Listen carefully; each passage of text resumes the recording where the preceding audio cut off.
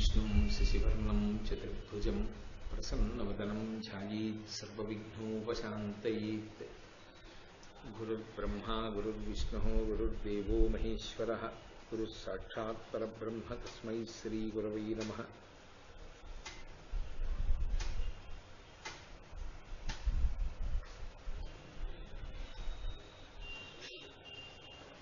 व्यासाय विष्णुरूपाय व्यासरूपाय विष्णवे नमो वै ब्रह्मनिधये वासिष्ठाय नमो नमः।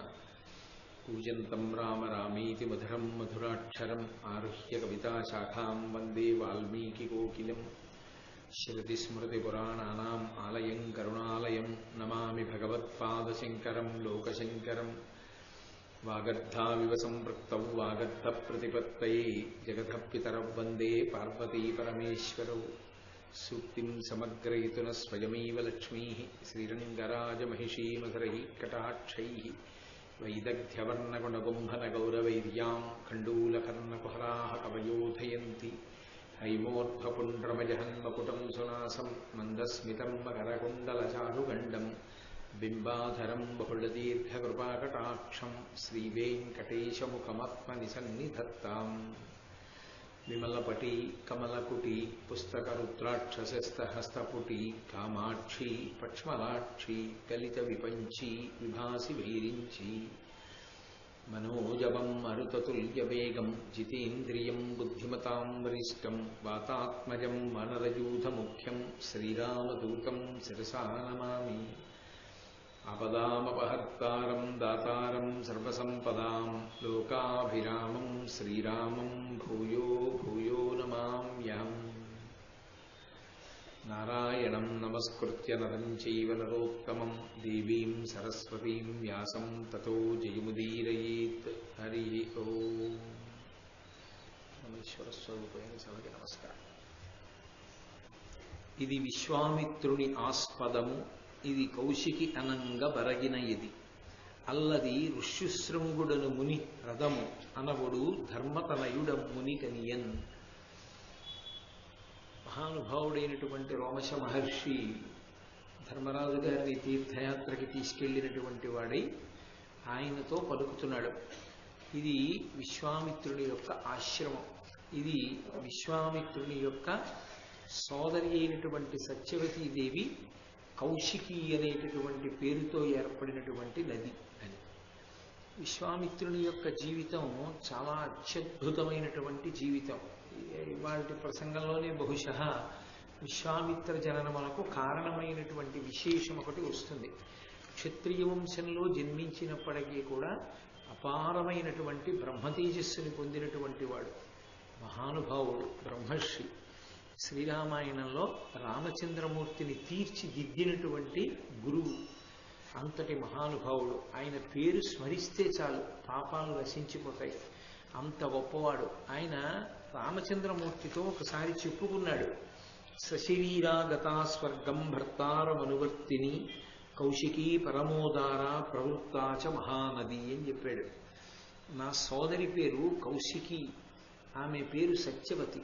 ఆమె కౌశికి అనబడేటటువంటి నదిగా ఏర్పడింది. ఆమె నా బావగారు, ఆమెకి భర్త అయినటువంటి రుచీకుడితో కలిసి సశరీరంగా స్వర్గానికి వెళ్ళింది. ఆమె మహాపతివ్రత. దివ్యా పుణ్యోదక రమ్యా హిమవంతముపాశ్రిత లోకస్య హితకామార్థం ప్రవృత్తా భగినీ మమ. ఆమె దివ్యమైనటువంటి పుణ్యమైనటువంటి ఉదకములు కలిగినటువంటి నదీస్వరూపాన్ని కూడా పొందింది. ఆమె హిమవంతముపాశ్రిత, హిమవత్ పర్వతమును ఆశ్రయించి ప్రవహిస్తూ ఉంటుంది. లోకస్య హితకామార్థం ప్రవృత్తా భగినీ మమ.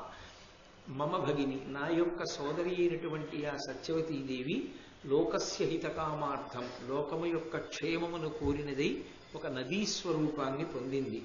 తతోహం హిమవత్పార్శ్వే వసామి నిరత సుఖం భగిన్యాం స్నేహ సంయుక్త కౌశిన్యాం రఘునందన. రఘునందన అంటే, ఓ రామ, నేను నా చెల్లెలైనటువంటి సత్యవతీదేవి పట్ల విశేషమైనటువంటి ప్రేమ కలిగిన వాడను. నేను నా చెల్లెలితో కలిసి ఉండాలని కోరుకుంటాను. అందుకే ఎప్పుడు హిమాలయ పర్వత ప్రాంతముల యందు కౌశికి అనబడేటటువంటి పేరుతో ప్రవహిస్తున్నటువంటి నదీ స్వరూపమైనటువంటి నా చెల్లెలి పక్కనే, అంటే ఆ నది యొక్క ఒడ్డుని నేను నివసిస్తూ ఉంటాను. ఇప్పుడు ఒక పెద్ద యాగం చేయడం కోసం సిద్ధాశ్రమానికి వచ్చాను. అందుకని నిన్ను ఈ యాగాన్ని సంరక్షణ చెయ్యవలసిందిగా అభ్యర్థించాను అని రామచంద్రమూర్తితో చెప్తాడు విశ్వామిత్ర మహర్షి. విశ్వామిత్రుని యొక్క కుటుంబము అంత గొప్ప కుటుంబం. ఆ తల్లి కౌశికి అనబడేటటువంటి పేరుతో నదిగా ఏర్పడింది. రోమశ మహర్షి ఆ విశేషాన్ని చెప్తున్నారు. ఇది విశ్వామిత్రుడు ఉన్న ఆశ్రమము. ఇది విశ్వామిత్రుని యొక్క చెల్లెలైనటువంటి సత్యవతీదేవి కౌశికి అన్న పేరుతో ఏర్పడినటువంటి నది. రామ, దీని యందు స్నానం చేయి. అదిగో పక్కన ఉన్నటువంటి హ్రదమున్నదే సరోవరము, అది ఋష్యశృంగుడను ముని హ్రదము. ఋష్యశృంగుడు అనబడేటటువంటి ఒక మహాత్ముని పేరు మీద ఏర్పడినటువంటి హ్రదం కాబట్టి అందులో కూడా స్నానం చేయి అన్నాడు. అంటే ధర్మరాజు గారు ఆ ఋష్యశృంగుడు ఎవరు, ఆయన పేరు మీదుగా ఈ సరోవరం ఎందుకు పిలవబడింది, నాకు తెలియచేయవలసింది అని కోరాడు.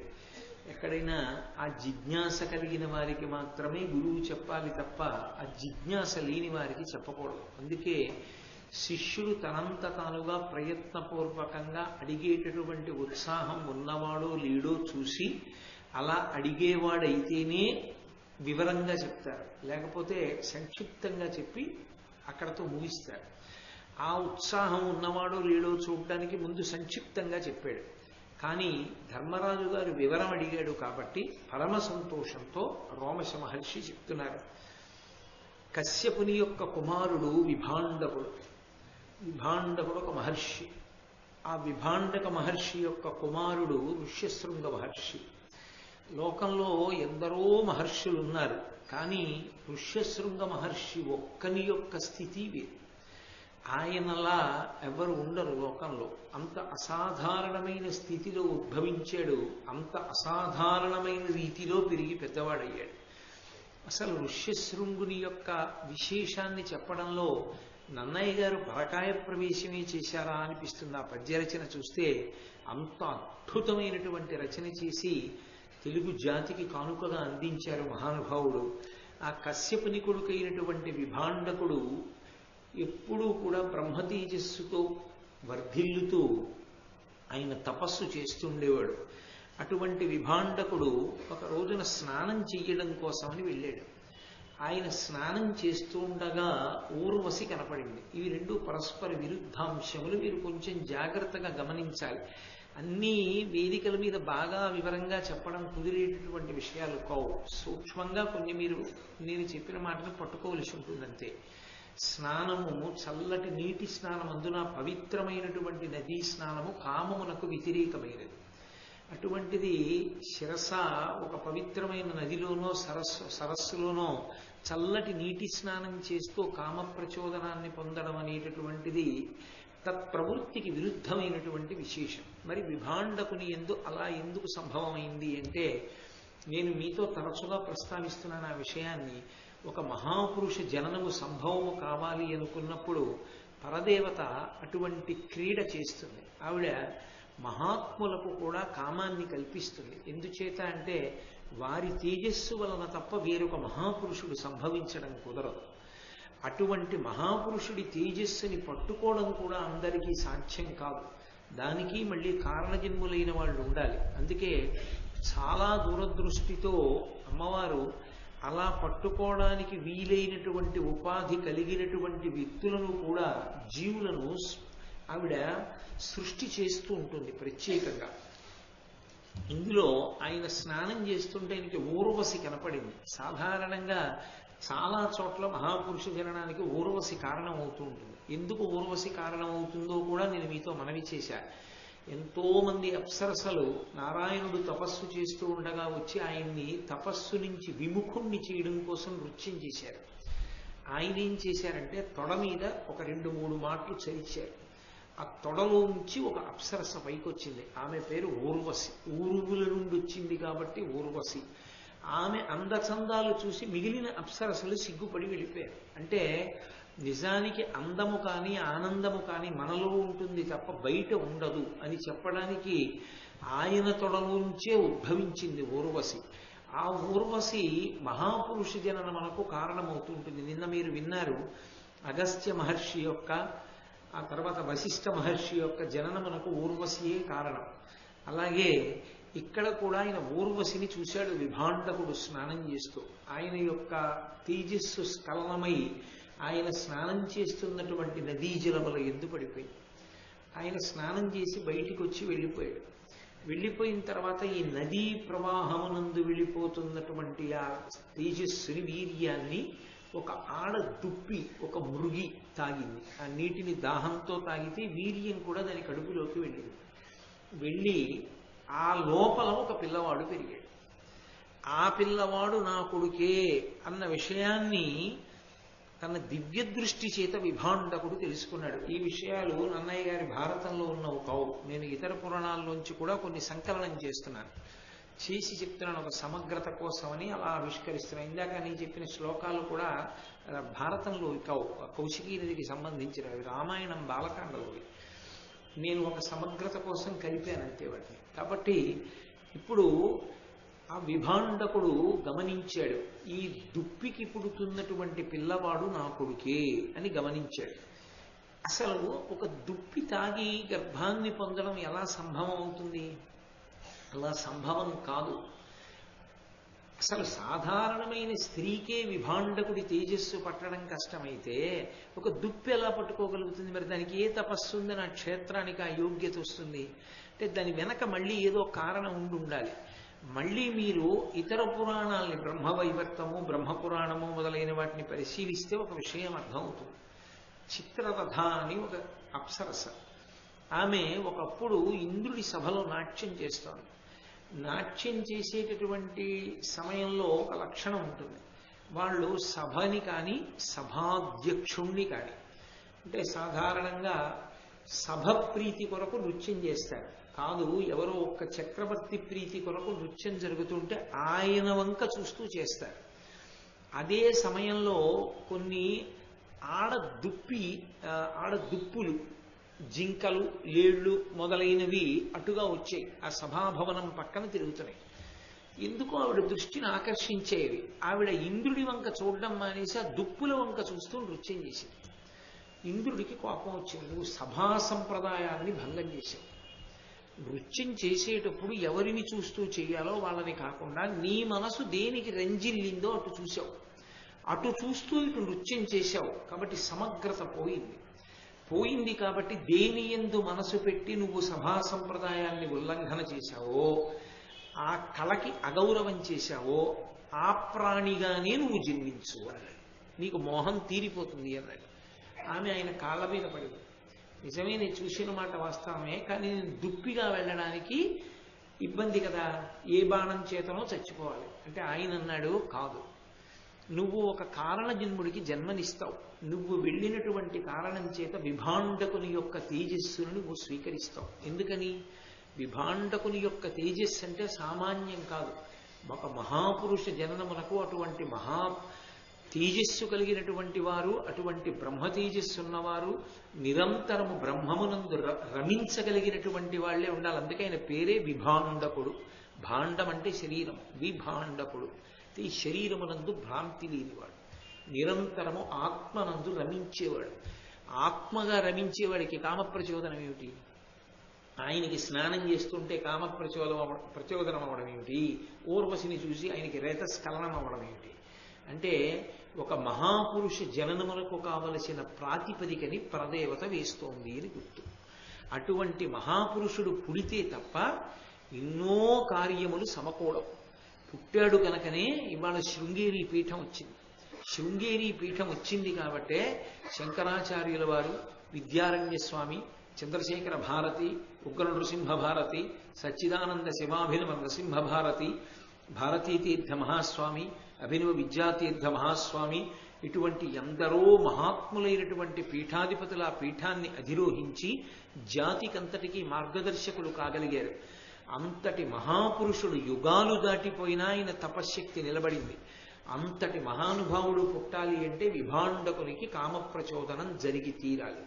అది అమ్మవారి సంకల్పం. అందుకే మన్మధుడు ఆమెకి వశవర్తి అయి ఉంటాడు. ఆ తల్లి నువ్వు ఫలానా వారి మీదకి బాణం వెయ్యి అంటుంది. హరిస్వామారాధ్య ప్రణత జన సౌభాగ్య జననీం స్మరూపిత్వా నత్వా రతి నయన లేహ్యేన వపుషా అంటారు శంకరాచార్యులు వారి సౌందర్యలహరిలో. మునీనామప్యంత ప్రభవతి మోహాయ వతతాం అంటారు. అమ్మా, నీ దగ్గర నువ్వు మన్మధుణ్ణి బతికించావు. ఆ మన్మధుడు వేసిన బాణముల వలన మహర్షుల యొక్క మనసులు కూడా కలతపడుతున్నాయంటారు. అంటే ఎందుకు మరి అప్పుడు అమ్మవారిని నింద చేసినట్లు కాదా? అది మన్మధుణ్ణి బతికించడం వల్ల మహర్షులు పాడవుతున్నారంటే కాదు.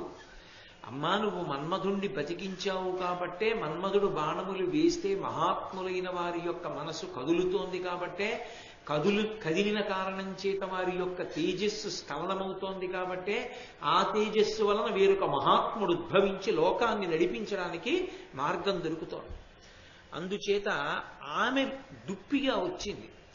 ఆమె దుప్పిగా వచ్చింది శాప విమోచనం అవ్వాలి అంటే ఆమె విభాండకుని యొక్క తేజస్సుని స్వీకరించి కుమారుణ్ణి కనాలి. అందుకని ఆమె ఈ నదిలో ప్రవాహంలో వెళ్ళిపోతున్నటువంటి నీటితో కూడుకున్నటువంటి తేజస్సుని తాగినదై ఆమె కడుపులో కొడుకు పెరిగాడు. అందుకని ప్రకృతి విరుద్ధంగా జరిగి ఆ తేజస్సు నుండి ఒక కుమారుడు ఉద్భవించాడు. సురుచిర సురూపగుణ సుందరి ఊర్వశీను లతాంగి తద్దర్శన గోచర యగుడు నపుడు రేతస్కలనంబం మునికి నయ్యే కామకృతమునన్. అంతటి మహానుభావుడికి స్ఖలనమైనటువంటి రేతస్సు దుప్పిలోనికి చేరి వేరొక మహాత్ముడు ఉద్భవించాడు. ఆయన పేరు ఋష్యశృంగుడు అని పెట్టారు. ఆయనకి అమ్మ పోలిక ఉంది, నాన్న పోలిక ఉంది. నాన్నలా మహాతేజోమూర్తి. అమ్మ పోలిక, ఆయనకు ఒక కొమ్ము ఉంది, అది నొసటన ఇక్కడ ఉండేది ఆ కొమ్ము ఆయనకి. ఆయన దుప్పిలా ఒక కొమ్ముతో పుట్టాడు. విభాండకుడు దివ్య దృష్టి చేత గమనించాడు, వాడు నా కుమారుడే, మహాతేజోమూర్తి, కారణజన్ముడై జన్మించాడు అని తెలుసుకున్నాడు. ఆయన్ని తీసుకొచ్చి పెంచడం మొదలుపెట్టాడు. ఎక్కడ? ఒక ఘోరారణ్యంలో ఆయన ఆశ్రమం ఉంది. దర్భలు తేవడానికి కానీ పళ్ళు తేవడానికి కానీ ఎప్పుడూ ఋష్యశృంగుడు వెళ్ళేవాడు కాదు. ఋష్యశృంగుడి యొక్క జీవితం ఏమిటి అంటే వైదిక కర్మ, కాలము ఈ రెండే. సూర్యోదయం ఇంకా అవబోతోంది, లేచి సంధ్యావందనాలు, జపం మొదలైనవి. ఆ కాలమునందు చెయ్యవలసినటువంటి అగ్నికార్యం, కూర్చుని వేదం చదువుకోవడం. అతని తండ్రి తప్ప వేరొక ప్రాణి అతనికి తెలియదు. ప్రత్యేకించి మనుష్యులన్న వాళ్ళు ఆయనకి తెలియదు. ఆయనకి ఈ లోకంలో ఆడవాళ్ళు ఉంటారని, మగవాళ్ళు ఉంటారని ఆయనకి తెలియదు. ఎందుకని అంటే ఆయన తల్లి ప్రేమ తెలియదు. ఆయన కనీసం తల్లి దగ్గర పెరిగిన వాడు కాదు, అంతటి కారణజన్ముడు. ఒక దుప్పికి జన్మించాడు. ఆ దుప్పి మహాత్ముణ్ణి కనగానే శాప విమోచనమని ఇంద్రుడు అన్నాడు కనుక ఋష్యశృంగుడు పుట్టగానే ఆమె దేవలోకానికి వెళ్ళిపోయింది. తండ్రి తీసుకొచ్చాడు, పెంచాడు. ఆయనకి తెలిసున్నది వేదనాదం, ఆయనకి తెలిసున్నది అగ్నికార్యం, ఆయనకి తెలిసున్నది వేద పఠనం, ఆయనకి తెలిసున్నది దేవతార్చన, ఆయనకి తెలిసున్నది తండ్రి ఒక్కడే, అంతే. అలాగే పెరిగి పెద్దవాడైపోయాడు. యుక్త వయస్సులోకి వచ్చేసాడంటే బహుశः అసలు లోకం గురించి తెలియకుండా ఒక్క భగవంతుడు, తండ్రి, వేదం తప్ప వేరొకటి తెలియకుండా పెరిగినటువంటి మహాత్ముడు ఋష్యశృంగుడు. ఒక పక్క ఋష్యశృంగుని యొక్క జీవితం అలా ఉంటే, ఆ పక్కనే ఉన్నటువంటి అంగరాజ్యమునందు క్షామము సంభవించింది. క్షామం అంటే వర్షాలు పడకపోవడం. వర్షాలు పడని కారణం చేత ఎక్కడ పంటలు లేవు. పంటలు లేని కారణం చేత జనులకు అన్నము లేదు, పశువులకు గ్రాసము లేదు. ఆయన వెంటనే ఆ అంగరాజు బ్రాహ్మణుల్ని పిలిచాడు కొంతమందిని. ఏమయ్యా, ఎందుచేత వానలు పట్టలేదు, ఎందుకు క్షామం వచ్చిందని అడిగాడు. వాళ్ళన్నారు, కడు దర్పితుడని నిన్ను విడిచిరి బ్రాహ్మణులు, వారు విడిచుడ అమరుల్ విడిచిరి, దానన వర్షము దడసే భవద్దేశమునకు ధరణీనాథ. నువ్వు అహంకారంతో బ్రాహ్మణుల్ని అధిక్షేపించావు. వాళ్ళు వెళ్ళిపోయారు నీ సామ్రాజ్యంలో నుంచి. ఏదో కొద్దిమంది మిగిలిన వాళ్ళు ఎవ్వరు లేరు, వెళ్ళిపోయారు. బ్రాహ్మణులు వెళ్ళిపోతే దేవతలు కూడా వెళ్ళిపోయారు. ఎందుకు వెళ్ళిపోతారు? వాళ్ళు ఎప్పుడు వేదమంత్రాలు చదువుతూ, అగ్నికార్యం చేస్తూ, దేవతార్చన చేస్తూ ఉండేటటువంటి వారు. అటువంటి వారందరూ వెళ్ళిపోయారు. అటువంటి వాళ్ళు వెళ్ళిపోయిన తర్వాత ఈ రాజ్యంలో మేమెందుకు? అందుకని దేవతలు కూడా వెళ్ళిపోయారు.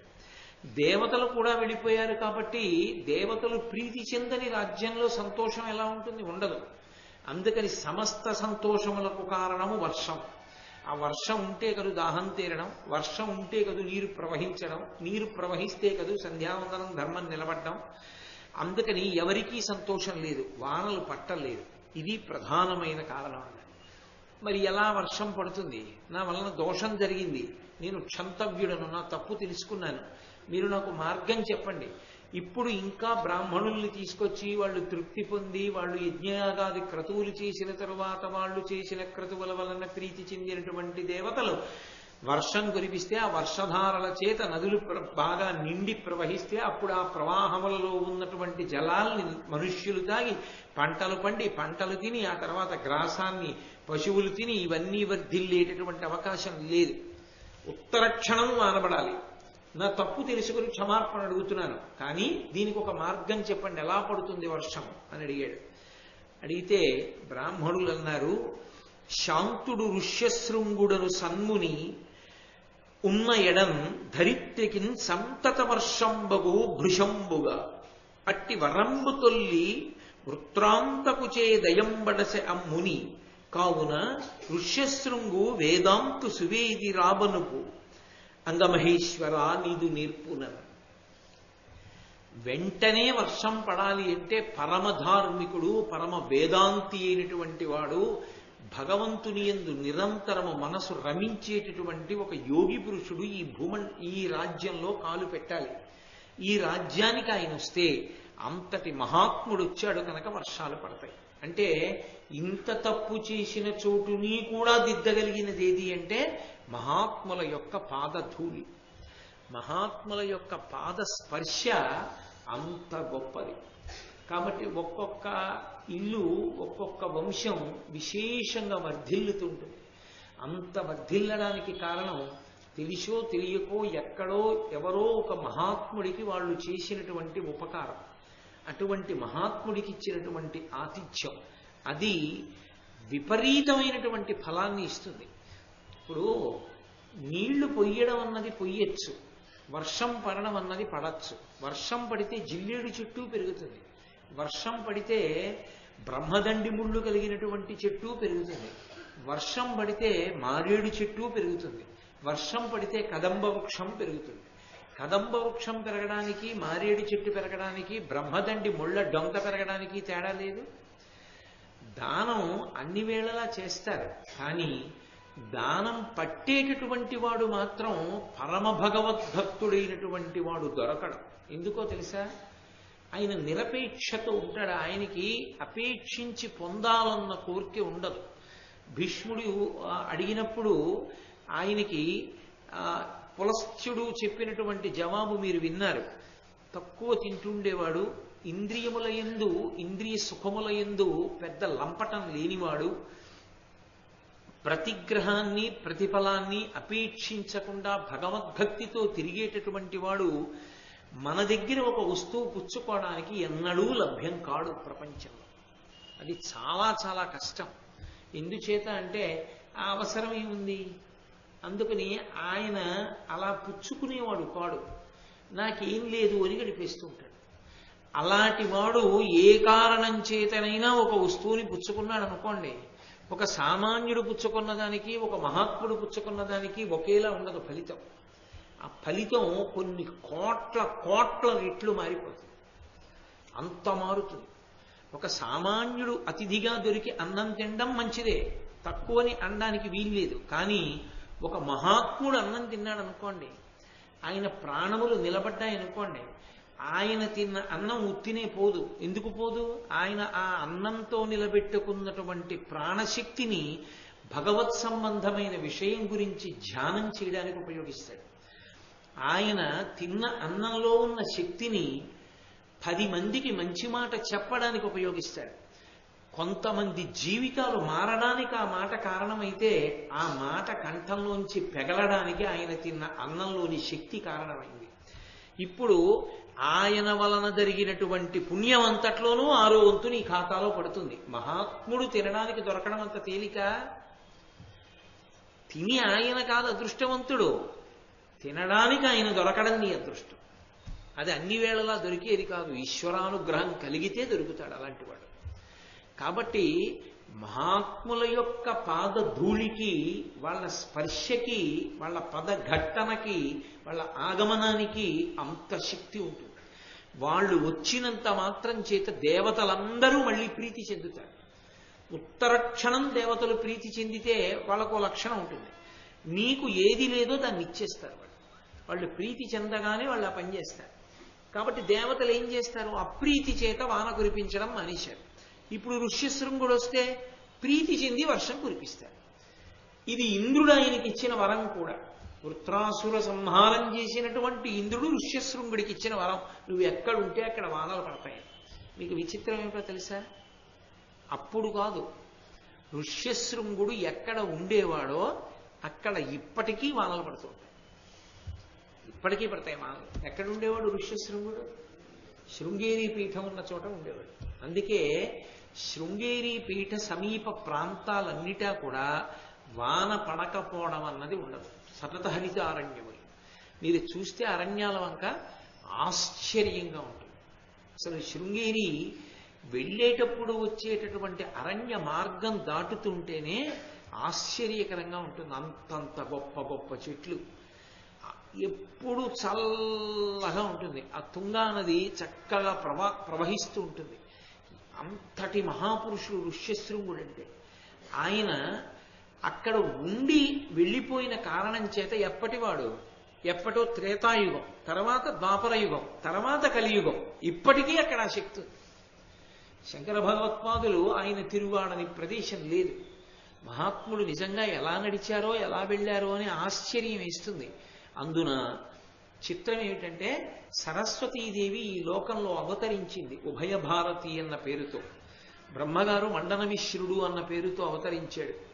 ఆ మండన మిశ్రుడు ఉభయ భారతి దంపతులుగా ఉన్నారు, బ్రహ్మగారు సరస్వతి కనుక. శంకర భగవత్పాదులు ఆ మండన మిశ్రుడితో వాదన కొరకు యోగశక్తితో వెళ్ళి సూరులోంచి కిందకి దిగారు. మండన మిశ్రుడు తద్దినం పెడుతున్నాడు. ఇద్దరి మధ్య తర్వాత వాదం జరిగింది. ఉభయ భారతీయే సాక్షిగా ఉంది. ఓడిపోయాడు మండన మిశ్రుడు శంకరుల చేతిలో. ఓడిపోయి సన్యసించాడు. భర్త సన్యసించేశాడు. ఇంకా నాకు ఈ లోకంతో ఏం పని, అందుకని నేను బ్రహ్మలోకానికి వెళ్ళిపోతానని ఉభయ భారతి సరస్వతీదేవి కనుక వెళ్ళిపోతోంది. అది శంకరాచార్యుల వారు ఈ జాతికి చేసిన మహోపకారం. శంకరులు చేసిన మహోపకారం లాంటి ఉపకారం చేసిన వారు వేరొకరు లేరు. ఆ వెళ్ళిపోతున్నటువంటి సరస్వతీదేవిని, నువ్వు వెళ్ళిపోతే ఈ జాతిలో ఈ దేశంలో మహాత్ములు ఎలా పుడతారు మళ్ళీ? కాబట్టి నిన్ను సేవించి నీ అనుగ్రహాన్ని పొంది మహాత్ములు జనించాలి కనుక నిన్ను ఇక్కడే ఉంచుతున్నానని వనదుర్గ మంత్రములతో కట్టారు. వనదుర్గా స్వరూపం అంటే మాటలు కాదు. అసలు వనదుర్గకి సంబంధించినటువంటి హోమం ఎప్పుడైనా మీరు చూశారో లేదో నాకు తెలియదు. వనదుర్గ హోమం జరిగేటప్పుడు కొన్ని మంత్రాలు చదువుతారు. ఆ మంత్రాలు వినడానికి భయం వేస్తుంది. అందరూ వినలేరు ఆ మంత్రాలు. గర్భిణీ స్త్రీలని ఉండొద్దని చెప్తారు. అలా ఉంటాయి ఆ మంత్రాలు, ఆ స్వాహాకారంతో ఇస్తున్నప్పుడు. అటువంటి స్వరూపం వనదుర్గ అంటే. అరణ్యాలు ఉన్న చోట తిరుగుతూ ఉంటుంది ఆవిడ. మన అదృష్టం ఏమిటంటే, మనకి సమీప ప్రాంతంలో అన్నవరం దేవస్థానం యొక్క కొండ నడిచి ఎక్కుతుంటే కింద కనకదుర్గ, పైన వనదుర్గ కనపడుతుంది. ఆ తల్లి ఆ వనదుర్గకి సంబంధించిన మంత్రములతో కట్టారు శంకరాచార్యుల వారు సరస్వతీదేవిని. కట్టి భూమి మీదకి దింపారు. దింపితే ఆవిడ శంకరాచార్యుల వారి వెనక నడిచింది. ఎక్కడ నువ్వు వెనక్కి తిరిగి చూస్తావో, ఎక్కడ గజ్జల మోత ఆగిపోతుందో అక్కడ వెలుస్తాడు. శంకరులు వెళ్ళిపోతున్నారు. అసలు నిజంగా ప్రాంతం చూస్తే ఇప్పుడు మనకు ఆశ్చర్యం వేస్తుంది. మీరు బహుశः నాకు తెలిసి శృంగేరి వెళ్ళడము అంటే శృంగేరి రోడ్డు మీదకు ఉన్న ప్రాంతాన్ని చూసి ఉంటారు. కాదు, అంటే అది అందరినీ అలా అనుమతించరు. కొంచెం ప్రత్యేకమైన అనుమతి ఉంటేనే వెళ్ళగలరు తప్ప లేకపోతే సాధ్యం కాదు.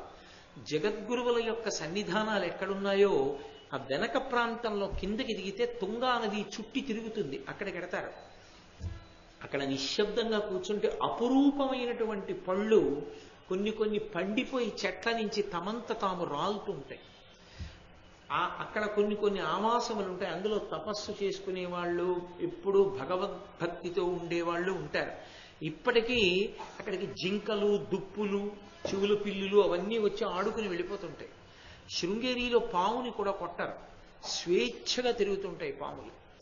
అక్కడికి వచ్చి ఆడుకుని వెళ్ళిపోతుంటాయి జింకల వీని. అట్లాంటి చోట ఆ శృంగేరి ప్రాంతంలో ఆ జగద్గురువుల యొక్క అధిష్టానం అవి ఎక్కడున్నాయో ఆ ప్రాంతాల వెనక్కి వెడితే అసలు ప్రకృతి శోభ అంటే ఏమిటో, ఆ అందం ఏమిటో చూడాలి. అలాంటి ప్రాంతంలో చీకటి పడ్డాక కాదు, ఇక్కడ ఎవ్వరూ లేకపోతే అని ఆలోచిస్తే పగటిపూట ఒక్కడూ నడవడం కష్టం. జగద్గురువులు అభిషేకం చేసేటటువంటి ప్రదేశం దగ్గర నుంచి ఆ ప్రత్యేకంగా అద్వైతం మీద పరిశోధన చేసేటటువంటి కేంద్రం వెనక నుంచి నడిస్తే వేద పాఠశాలలోంచి అరణ్యంలోంచి కాలభైరవుడి గుడికి దారి ఉంది.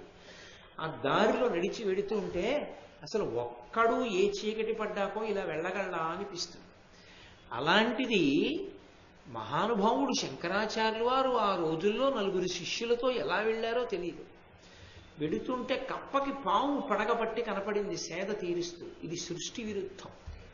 కప్ప డస్సిపోతే పాము పడగలా పట్టింది, నీడనెందుకు ఇచ్చిందని అంతర్ముఖులై ఆలోచించారు. అది ఋష్యశృంగుడు తపస్సు చేసిన ప్రదేశం. ఇక్కడ ఋష్యశృంగుడు ఉన్నాడు కాబట్టి ఇక్కడ వానలకి ఏమాత్రం లోటు ఉండదు. ఇక్కడ శారదాదేవిని ప్రతిష్ఠ చేస్తాను. ఎందుచేత అంటే వచ్చేటటువంటి పీఠాధిపతులందరూ గొప్ప తపశ్చక్రవర్తులవుతారని. భారతదేశం మొత్తానికి సార్వభౌమ పీఠము శృంగగిరి పీఠము. ఏ 2 పీఠాల మధ్యనైనా ఏదైనా విషయంలో అభిప్రాయ భేదాలు వస్తే ఎవరు దాని మీద తీర్మానం చేసి చెప్పగలరు అంటే ఒక్క శృంగగిరి పీఠాధిపతులదే అధికారం. శంకరులు స్థాపించినటువంటి పీఠాలలో ఏ పీఠానికైనా ఇంకొక పీఠంతో ఏ విషయం మీదైనా వాదన వస్తే దాన్ని ఇది సత్యము అని చెప్పే అధికారం శృంగగిరి పీఠాధిపతులది. అంటే అందుకే వారు శారదా నవరాత్రుల్లో ఆ రత్నాలతో కూడుకున్నటువంటి కంబళి ధరిస్తారు. ధరించి అపర శారదాస్వరూపమై నడయాడుతారు. అంతటి తపశ్శక్తి సంపన్నులైతే తప్ప పీఠాన్ని అధిరోహించి కూర్చోవడం కుదరదు. శారద పలుకుతూ ఉంటుంది వాళ్ళకి, వాళ్లే నడిచే శారదాస్వరూపమై ఉంటారు. అటువంటి శారదాస్వరూపాన్ని ప్రతిష్ఠ చేశారు అక్కడ. దీంట్లో ఇప్పుడు ఉన్నటువంటి మూర్తి కాదు, చందనదారునందు ప్రతిష్ఠించారు శంకరాచార్యులు.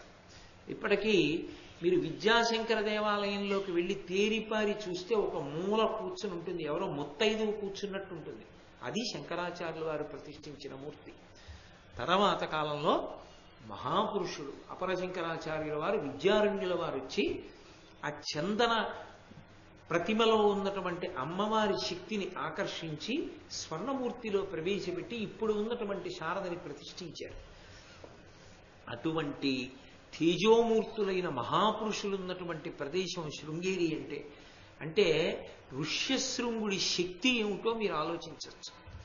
2 యుగాల క్రితం ఆయన అక్కడ తపస్సు చేస్తే ఇప్పటికీ ఆ తపశ్శక్తి యొక్క సంపన్నత అక్కడ అలా పరిఢవిల్లుతుంది. అంత గొప్పవాడు ఋష్యశృంగుడు అంటే. ఆయన పేరు చెప్పుకుంటే చాలు తాపాలు పోతాయి. అటువంటి మహానుభావుడు ఆయన గాని వచ్చాడా దేవతలు ప్రీతి చెంది వానపడుతుంది. ఇప్పటి వరకు అప్రీతి చెందిన దేవతలు, నువ్వు ఏ బ్రాహ్మణుల్ని అవమానిస్తే దేవతలు వెళ్ళిపోయారో వాళ్ళందరూ తిరిగి వస్తారు, సంతోషిస్తారు. ఒక్క ఋష్యశృంగుడు వస్తే చాలు, ఆయన్ని పిలిపించు. ఎలా ఆయన్ని పిలిపించడం? ఆయనకు అసలు మనుష్యులు తెలియరు. మనుష్యులు తెలియరు కనుక ఆయన దగ్గరికి వెళ్ళి నిలబడడం కష్టం. దుర్నిరీక్షుడు. ఆయన అనుమానంతో ఏమైనా చూస్తే చాలు దగ్ధమైపోతాడు అవతలవాడు. ఆయన ముందు నిలబడడం ఎవరికీ సాధ్యం కాదు. రాశీభూతమైనటువంటి తపస్సు ఋష్యశృంగుడంటే. అంతటి మహిమాన్వితుడు.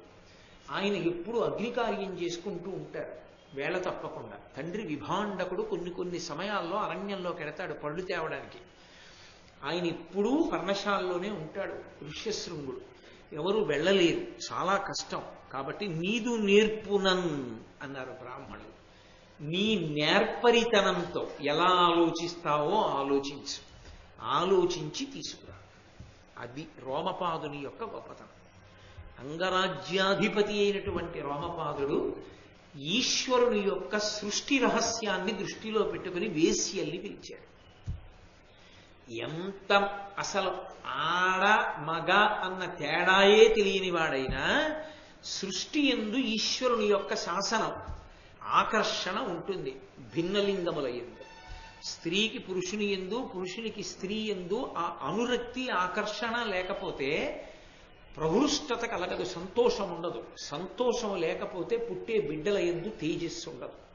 అందుకని అర్ధనారీశ్వర స్వరూపంగా శివుడు సృజించాడు స్త్రీ పురుషులుగా. కాబట్టి ఎంత ఋష్యశృంగుడైనా ఆకర్షింపబడతాడు. అలా ఆకర్షించడంలో మెళకువ కలిగిన వాళ్ళు ఒక్క వేశ్యలే. కాబట్టి బహుజాగరూకత కలిగినటువంటి వేశ్యలని ఒక వృద్ధ వేశ్యనిచ్చి పంపు. ఆమె వీళ్ళని జాగ్రత్తగా ఎలా ప్రవర్తించాలో చెప్తుంది. అంటే అగ్నిహోత్రంతో చెలగాటం. అయ్యే మాటలు కాదు, ఋష్యశృంగుణ్ణి తీసుకురావడంతే. వాళ్ళు నదిలో ఒక పడవని ఆశ్రమంలాగా నిర్మాణం చేసి ఆ పడవలో వెళ్ళి ఎక్కడ ఋష్యశృంగుని ఆశ్రమం కొంత దూరంలో ఉందో అక్కడ దిగి బహుజాగ్రత్తగా కనిపెట్టి ఉన్నారు. విభాండకుడు ఆశ్రమంలోంచి బయటికి వెళ్ళిపోయే వరకు. విభాండకుడి కంట పడ్డారనుకోండి, ఇంకేమైనా ఉందా? పరమ ప్రమాదం, కొడుకుని తీసుకెళ్ళడానికి వచ్చారని తెలిస్తే. అందుకని విభాండకుడు అరణ్యంలోకి వెళ్ళిపోయి పళ్ళు తేవడానికి వెళ్ళిపోయేటంత వరకు ప్రశాంతంగా కూర్చున్నారు. కూర్చుని ఆ ఋష్యశృంగుని కొరకు పంపాడు కదా, ఆ వేశ్యలలో ఒక ఆమె మునికుమారుడు ఎలా ఉంటాడో అలా అలంకారం చేసుకుని వచ్చింది. ఎందుకని? కేవల స్త్రీగా వచ్చిందనుకోండి, ఆయన అయోమయాన్ని పొందుతాడు. అసలు ఏమిటి ఇలా ఉంది సృష్టిలో, ఇదేమిటని ఆవిడ్ని అడుగుతాడు. ఎందుకు ఇలా ఉన్నావు నువ్వు అని అడుగుతాడు. అప్పుడు చెప్పడం, ఆకర్షించడం కష్టం అవుతుంది. అందుకని మునికుమారుడి వేషమే వేసి ఆమె వెళ్ళింది. ఆయనకేం తెలుసు? ఆయనకేం తెలియదు. తనలా ఉందేమిటి అనుకున్నాడు. బహుశः ఇలా కూడా ఉంటారులా ఉంది, నాలాగే తిరుగుతూ ఉంటారులా ఉంది కొంతమంది మునికుమారులు. అంటే ఓహో, సృష్టిలో నేను నా తండ్రే కాదు, నాలాంటి వాళ్ళు ఉన్నారన్నమాట మునిబాలకులు అనుకున్నాడు. అప్పటి వరకు అసలు ఆయనకి తెలియదు. అందుకని ఆయన వచ్చినది వేశ్య, స్త్రీ అన్న విషయం ఆయనకి తెలియదు. స్త్రీయే తెలియని వాడికి వేశ్య, కాబట్టి ఆయనకి తెలియనే తెలియదు. అది నన్నయ్య గారి పద్యరచనలో పరకాయ ప్రవేశం. కాబట్టి ఋష్యశృంగుడు అన్నాడు ఆవిడ్ని చూసి. ఆవిడ వచ్చి నించుంది కుటీరం ముందు. ఎందుండి వచ్చింది ఋషికుమారా, ఎక్కడి నుంచి వచ్చావు అమ్మాయి అనలేదు. ఆయన చూసి ఓ ఋషికుమారుడా ఎక్కడి నుంచి వచ్చావు అన్నాడంటే, అసలు అటువంటి వ్యక్తి ఈ సృష్టిలో ఉంటాడని మీరు ఊహించలేరు. అంతటి మహాతపశక్తి సంపన్నుడు, అంతటి బ్రహ్మతేజో దురంధరుడు ఋష్యశృంగుడంటే. ఇందుండి వచ్చి ఋషికుమార ఏనెన్నడూ ఇట్టి సుందరాకారు మునిసుతునే తొల్లి చూచి ఎరుందా, ఇందుండు మీవని కృష్ణ మృగ చర్మ కృత కుశాసనమునందుండగా పలిచే ఋషియను బుద్ధిన తన్వి ప్రీతి. ఋషి అనుకుని ఆ తన్వి ప్రీతి, ఆమె స్త్రీ ఏదో తెలియని ప్రీతి అంకురించింది. అది సృష్టి రహస్యం. కాబట్టి ఏదో తెలియని ప్రీతి అంకురించిన కారణం చేత నేను నీలా అందంగా ఉండే మునికుమారుణ్ణి చూడలేదే అన్నాడు. అని ఇందుండు మీవని, ఇక్కడే ఉండు నువ్వు అన్నాడంటే కాసేపు ఆయన ఉంటే బాగుండు అనిపించింది ఆయన మనసుకి. అది సృష్టిలో ఉన్నటువంటి రహస్యాన్ని అద్భుత ప్రచోదనం చేయించాడు. ఇంద్రియముల యొక్క వ్యగ్రత బయటికి వ్యక్తమైంది. ఇప్పుడు పేరుకున్న నెయ్యి పక్కకు అగ్నిహోత్రం చేరింది అని దాని అర్థం. అంతకన్నా సభల్లో ఓహో విడమిర్చి ఏం ప్రసంగాలు అక్కర్లేదు. కాబట్టి కృష్ణ మృగచర్మ కృత కుశాసనమునందుండగా పరచే, నల్లని కృష్ణజింక యొక్క చర్మంతో చేయబడినటువంటి దర్భాసనాన్ని వేశాడంటే ఆయన మనస్సు యందు ఏ కల్మషము లేదు. ఆయన మునికుమారుడు అనుకుని వేశాడు. కానీ ఏమిటి చాలా అందంగా ఉన్నాడు ఏమిటి అనుకున్నాడు. ఆ వచ్చినటువంటి ఆవిడ వేశ్య కదూ. ఆవిడ నాకు కొన్ని విద్యలు వచ్చు, నీకు నేను చూపిస్తాను విద్యలు, చూడు మునికుమారా అంది. తప్పకుండా ఏమొచ్చు అన్నాడు.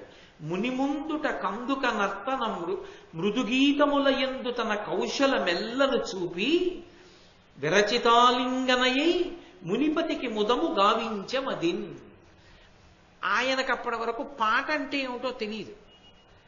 పాట సన్యాసులు వినరు, అదో లక్షణం. ఎందుకు వినరో తెలుసా? ఒకవేళ విన్నా కూడా దాని మీద దృష్టి లేకుండా వింటారు. కారణం ఏమంటే అది గంధర్వులది కదా సంగీతం. సంగీతానికి ఒక లక్షణం ఉంది, అది అదే పనిగా వినేటట్టుగా చేస్తుంది. ఇంకా ఇంకా విందామనిపిస్తుంది. ఇంకా ఇంకా విందామంటే అనుష్ఠానం నాశనం అయిపోతుంది, వైరాగ్యం పోతుంది, కోరిక పుడుతుంది అది విందామని. అందుకని వినరు. వింటారు ఎలా? అనుషంగికంగా. ఎప్పుడైనా ఏదో భగవత్ సంకీర్తన వినపడింది అనుకోండి, పెద్ద అపేక్ష లేకుండా వింటారు, మళ్ళీ వినాలనే భ్రాంతి లేకుండా వింటారు. అంత జాగ్రత్తగా ఉంటుంది సన్యాసాశ్రమం అంటే. కాబట్టి ఆయన ఎప్పుడూ పాట వినలేదు. పాట వింటే మనస్సుకి రంజకత్వము దాని లక్షణం, అది ఉల్లాసం కలిగేటట్టు చేస్తుంది. అందుకని వాళ్ళ నాన్నగారు ఎప్పుడూ పాట పాడలేదు, ఆయన దగ్గర పాడేవాడు లేడు. అందుకని ఆయన ఎప్పుడూ పాట వినలేదు. ఈమె పాట పాడింది మొట్టమొదటిసారి. పాట పాడి నృత్యం చేసింది. ఆయనకి చాలా విచిత్రంగా ఉంది. ఏమిటి ఇవన్నీ అంటే మనస్సుని ఆకర్షించే వాటిని ప్రదర్శిస్తోంది. మృదుగీతముల యందు, అదేదో భయంకరమైన నర్తన చేయలేదు, అతి మృదువుగా ఉండేటటువంటివి, మనోరంజకత్వమునకు కారణమైనటువంటి మృదువైన సంగీత నృత్యములను ఆవిష్కరించి తన కౌశలమెల్లను చూపి ఆమెకి ఉన్నటువంటి కౌశలాన్నంతటినీ కూడా చూపించింది. కౌశలము అన్న మాటకి కేవలము నేర్పరితనము అని అనుకోకూడదు. కౌశలము అన్న మాట నేర్పరితనము అన్న మాటకి దగ్గరగా ఉండేది కాదు. ఎందుచేత అంటే పరమశ్రద్ధతో చేస్తేనే కౌశలం అంటారు. అంటే కౌశలం ఎప్పుడు నేర్పుతారంటే గురువు దర్భ కోసేటప్పుడు నేర్పుతాడు. దర్భలు కోసేటప్పుడు పీకకూడదు. కొమ్మ విరిచారనుకోండి మళ్ళీ కొమ్మ పుడుతుంది. అందుకే శాఖాభంజనము దోషం కాదు, చెట్టుని మొదలంట పెరకడం దోషం. అందుకే అశోకవనంలో చెట్టు కొమ్మలు విరుస్తారు తప్ప చెట్లు పీకరు హనుమ. చెట్లు పీకడం పాపం. చెట్టు కొమ్మలు విరిచారనుకోండి మళ్ళీ కొమ్మలు వేస్తాయి. అంటే ఇక కొమ్మలు వేయడానికి వీలు లేదంత విరిచేసి నాకు పాపం లేదని అనుకోవడం. కాబట్టి ఇప్పుడు ఆవిడేం చేసిందంటే కౌశలంతో చేసింది. కౌశలం అంటే కుశ, దర్భని కొయ్యడం నేర్పుతాడు. దర్భని కోసేటప్పుడు ఎంత కొయ్యాలో అంతే కొయ్యాలి. అది మేకులా నిలబడి అవతల నుంచి వచ్చేవాడు కాలు పడితే తెగిపోయేటట్టు కొయ్యకూడదు, మళ్ళీ పెరిగేటట్టు కొయ్యాలి. అది మనకి పనికి రాదు ఆ దర్భ అనుకుంటే దాన్ని కొయ్యకూడదు. కోసి తెచ్చి మళ్ళీ పారాయకూడదు, అసలు కొయ్యకూడదు. కాబట్టి చాలా జాగ్రత్తగా ఒడుపుగా పట్టుకుని కోస్తారు. అది కౌశలం అంటారు. అంటే తదేక దృష్టితో చేసే పని ఆమె అంత జాగ్రత్తగా చేసింది. ఎందుకని? ఎక్కడైనా ఋష్యశృంగుడి యొక్క రంజకత్వంలో చిన్న విసుగొచ్చి నా పనికి దడ్డొచ్చిందనుకో. ఎందుకని అగ్నికార్యం ఆలస్యం అయిపోయింది, అప్పటికి కాలం దాటిపోయింది, ఆయన చేయలేదు అగ్నికార్యం, ఉండిపోయాడు అలా. అగ్నిని వేల్చలేదు ఆ రోజున. ఆయనకి అగ్నిని వేల్చడం గుర్తొచ్చి ఇది మరిచిపోయేటట్టు ఇలా ఎందుకు చేసింది అని చూశాడు అనుకోండి, తెలిసిపోతుంది ఆయనకి. ఆయన తపశ్శక్తి అటువంటి తెలిసిందా, ఆయనే కన్నెర్ర చేసి చూస్తే బూది కుప్ప మిగులుతుంది. అందుకని అది అగ్నిహోత్రంతో చెలగాటం, అందుకని ప్రాణం పెట్టి చేసింది. నువ్వు కౌశలమొప్పన్, కౌశలమొప్పేటట్టుగా జాగ్రత్తగా ఆమె పాట పాడి నృత్యం చేసి మధ్య మధ్యలో అందులోనే అది అంతర్భాగం అన్నట్టుగా వచ్చి ఋష్యశృంగుణ్ణి కౌగిలించుకుని విడిచిపెడుతూ నృత్యం చేస్తోంది. మునిపతికి ముదము గావించమదిన్. మునిపతి అంటే మునులలో చాలా గొప్పవాడైనటువంటి ఆ ఋష్యశృంగుడి యొక్క మనస్సుకి ఆహ్లాదం కల్పించింది.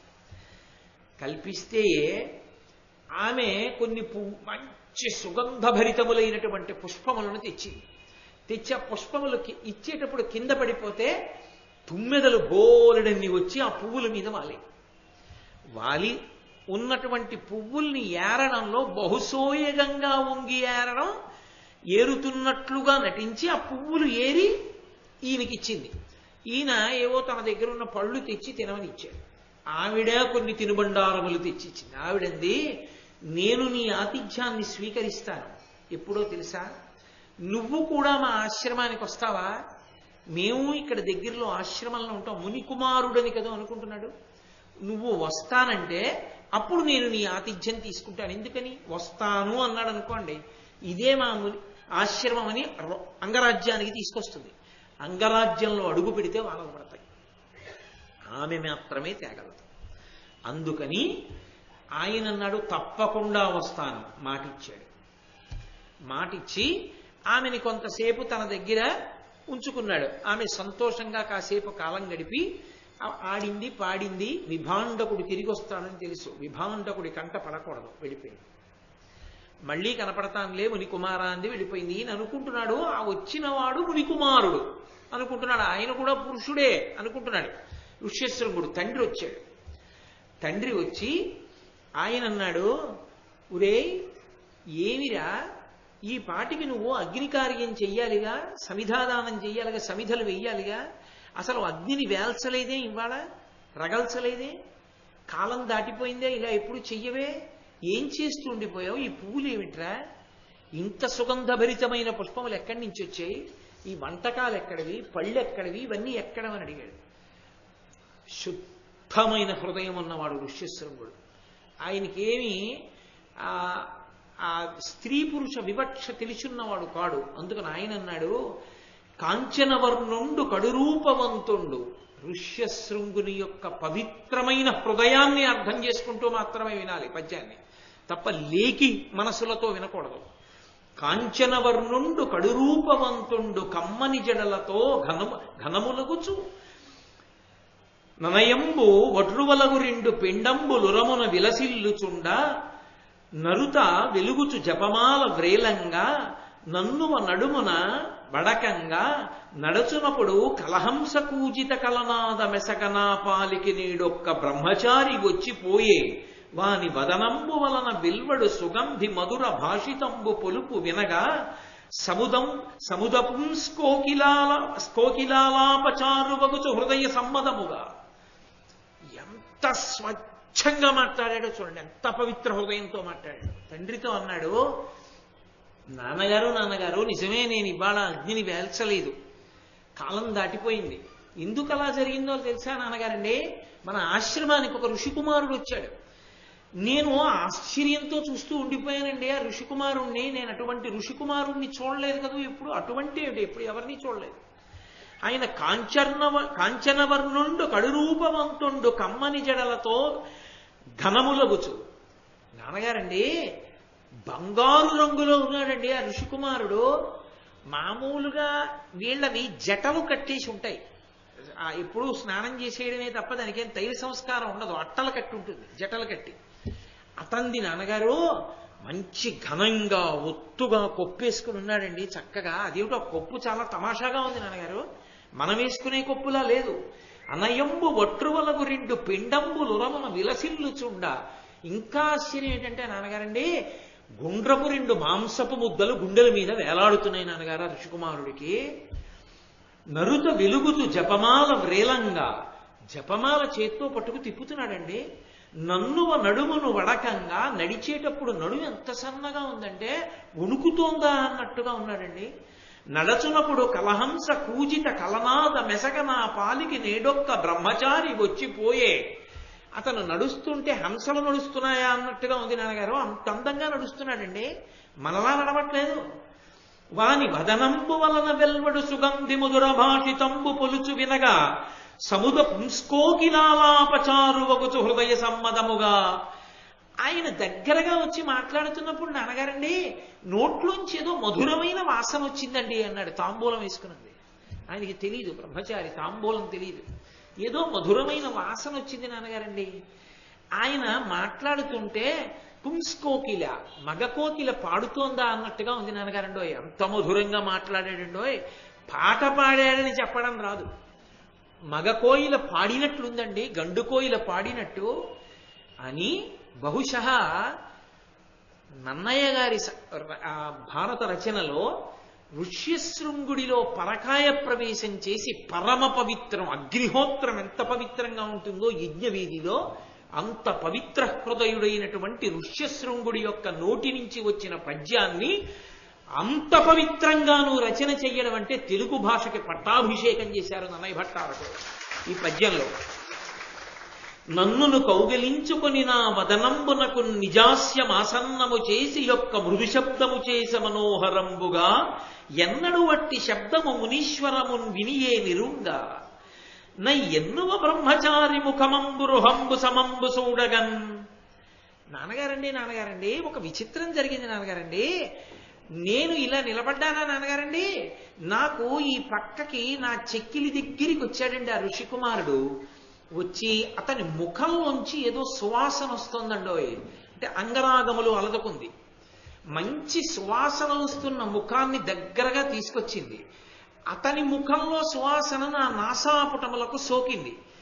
ఏమిటి ఇతని ముక్కులోంచి సువాసన అని నేను అనుకుంటుండగా అతని పెదవులు నా బుగ్గకి చేరాయి. చేరినప్పుడు అదేదో శబ్దం వచ్చింది నాన్నగారు, నాకు ఆ శబ్దం ఏమిటో అర్థం కాలేదన్నాడు. ముద్దు పెట్టుకుంది. ముద్దన్న మాటని పద్యంలో వాడలేదు నన్నయ్య గారు. అది ఆయన కవిత్వానికి ఉన్న గొప్పతనం. ఎందుకని ఋష్యశృంగుడికి తెలియదు ముద్దు. ఋష్యశృంగుడికి తెలియని ముద్దు నన్నయ్య గారు వాడకూడదు.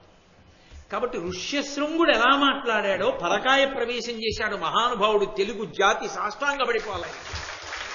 అంత అద్భుతమైన రచన చేశారు పద్యాన్ని. నన్నును కౌగలించుకొని నా వదనంబునకు నిజాస్యమాసన్నము చేసి ఒక్క మృదు శబ్దము చేసే మనోహరంబుగా. అది చాలా మృదువుగా ఉందండి ఆ శబ్దం, మనోహరంగా ఉందండో అన్నాడు తప్ప ఆ శబ్దము ముద్దనైనా అనలేకపోయాడు. ఎన్నడు వట్టి శబ్దము మునీశ్వరా మున్వినినే ఎరుంగా. అలాంటి శబ్దం నేను ఎప్పుడూ వినలేదు నాన్నగారండి ఇంతకు ముందు అన్నాడు. ఎంత అగ్నిహోత్రం లాంటి మనసు! అసలు ఎక్కడున్నాడు అటువంటి ఋష్యశృంగుడు తక్క. అయ్యన్నువ బ్రహ్మచారి ముఖమంబురుహంబు సమంబు చూడగన్. నాన్నగారండి ఆ బ్రహ్మచారి ముఖం కాదండి, అదో పద్మం, అలా ఉందండి అని. ఆ ఋషికుమారు కట్టిన చీరలు అతి మృదులములు విచిత్రములు మనోహారము వాని బృహత్కటి భారమునందొక్క కనక పట్టము వెలగన్. నాన్నగారండి మనం జింక చర్మం కట్టుకున్నాం కదా, ఆ మునికుమారుడు పంచ కట్టుకున్నాడు. అవి ఎంత మృదువుగా ఉందో నాన్నగారండి ఇలా పట్టుకుంటే. అంటే ఆయనకు అసలు అంత మెత్తటి బట్ట ఉంటుంది లోకంలో అని తెలియదు. పుట్టిన తాదిగా జింక చర్మంతోనే ఉన్నాడు. అంటే ఎంతటి ఊర్ధ్వరేతస్కుడో, ఎంతటి బ్రహ్మచర్యమునందు ఓలలాడేవాడో చూడండి. కాబట్టి నాన్నగారండి నేను ఇప్పుడు ఇటువంటి బట్ట చూడలేదు నాన్నగారండి అని. అవి విచిత్రములు మనోహారము వాని బృహత్కటి భారమునందొక్క కనక పట్టము వెలగన్. నాన్నగారండి ఈ మనం ఇలా గట్టిగా మౌంజి దర్భలతో తాడు కట్టుకుంటాం కదా, అతనేమిటి నాన్నగారండి బంగారం లాంటిది ఒక తోలు పట్టాలా పెట్టుకున్నాడు ఏమిటండి అన్నాడు. అంటే వడ్డాణం, అది వడ్డాణం, బంగారు వడ్డాణం పెట్టుకున్నది ఆడదన ఆయనకి తెలియదు.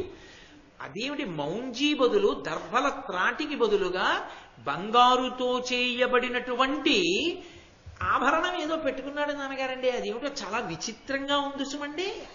అది పెట్టుకుని పాదాలకి అందెలు లాంటివి ఏదో మోగుతున్నవి పెట్టుకున్నాడండి.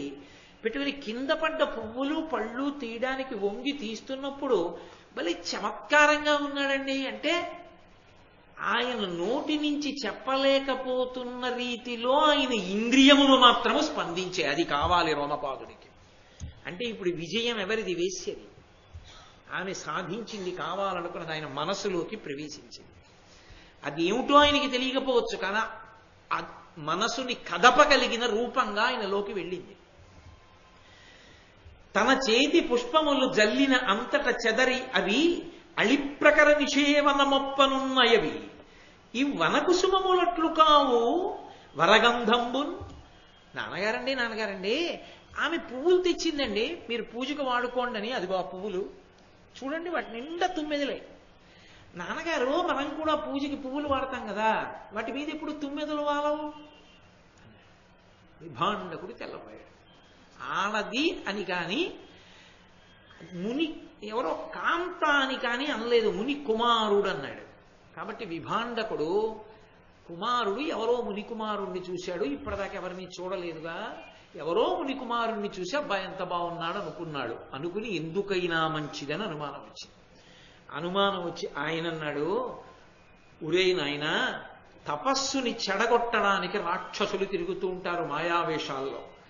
2, ఎప్పుడూ భగవంతుని యందు మనస్సు నిలబెట్టాలనుకున్న మనబోంట్లు విశేషమైన సుగంధముతో కూడుకున్న పువ్వులను దగ్గర పెట్టుకోకూడదు.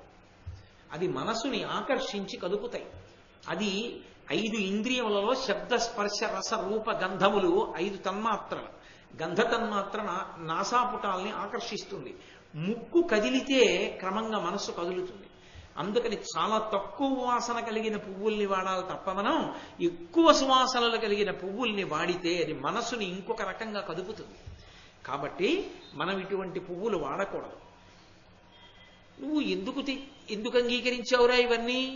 కానీ ఇక పైన జాగ్రత్తగా ఉండు సుమా, మునికుమారుడు వచ్చినప్పుడు అన్నాడు. అలాగే నాన్నగారండి అన్నాడు. ఇవి వాడకూడదన్నాడు కానీ తండ్రి వాడితో కలిసి తిరగవద్దు అనలేదుగా, ఆహ్వానించవద్దు అనలేదుగా, జాగ్రత్తగా ఉండన్నాడు. రాక్షసుడు కాకపోతే మునికుమారుడు అనుకున్నాడు ఋష్యశృంగుడు. నన్నయ్య గారు ఒక మాట అన్నారు, చనుదించి తరుణి మునినందను చిత్తంబునకు వైకృతము చేసే విలాసినుల సహాలాప సహాసన సహయానములు బంధ సమములు కావే. బ్రహ్మచారులు ఉద్దేశించి చెప్పిన మాట. బ్రహ్మచర్యంలో ఉండేవాడు బహుజాగ్రత్తగా ఉండాలి. బ్రహ్మచారి వేదం చదువుకునేవాడు. చనుదించి కావాలని వచ్చినటువంటి ఆ కాంత ఇంత గొప్ప మహర్షి యొక్క మనసుని కలిపింది.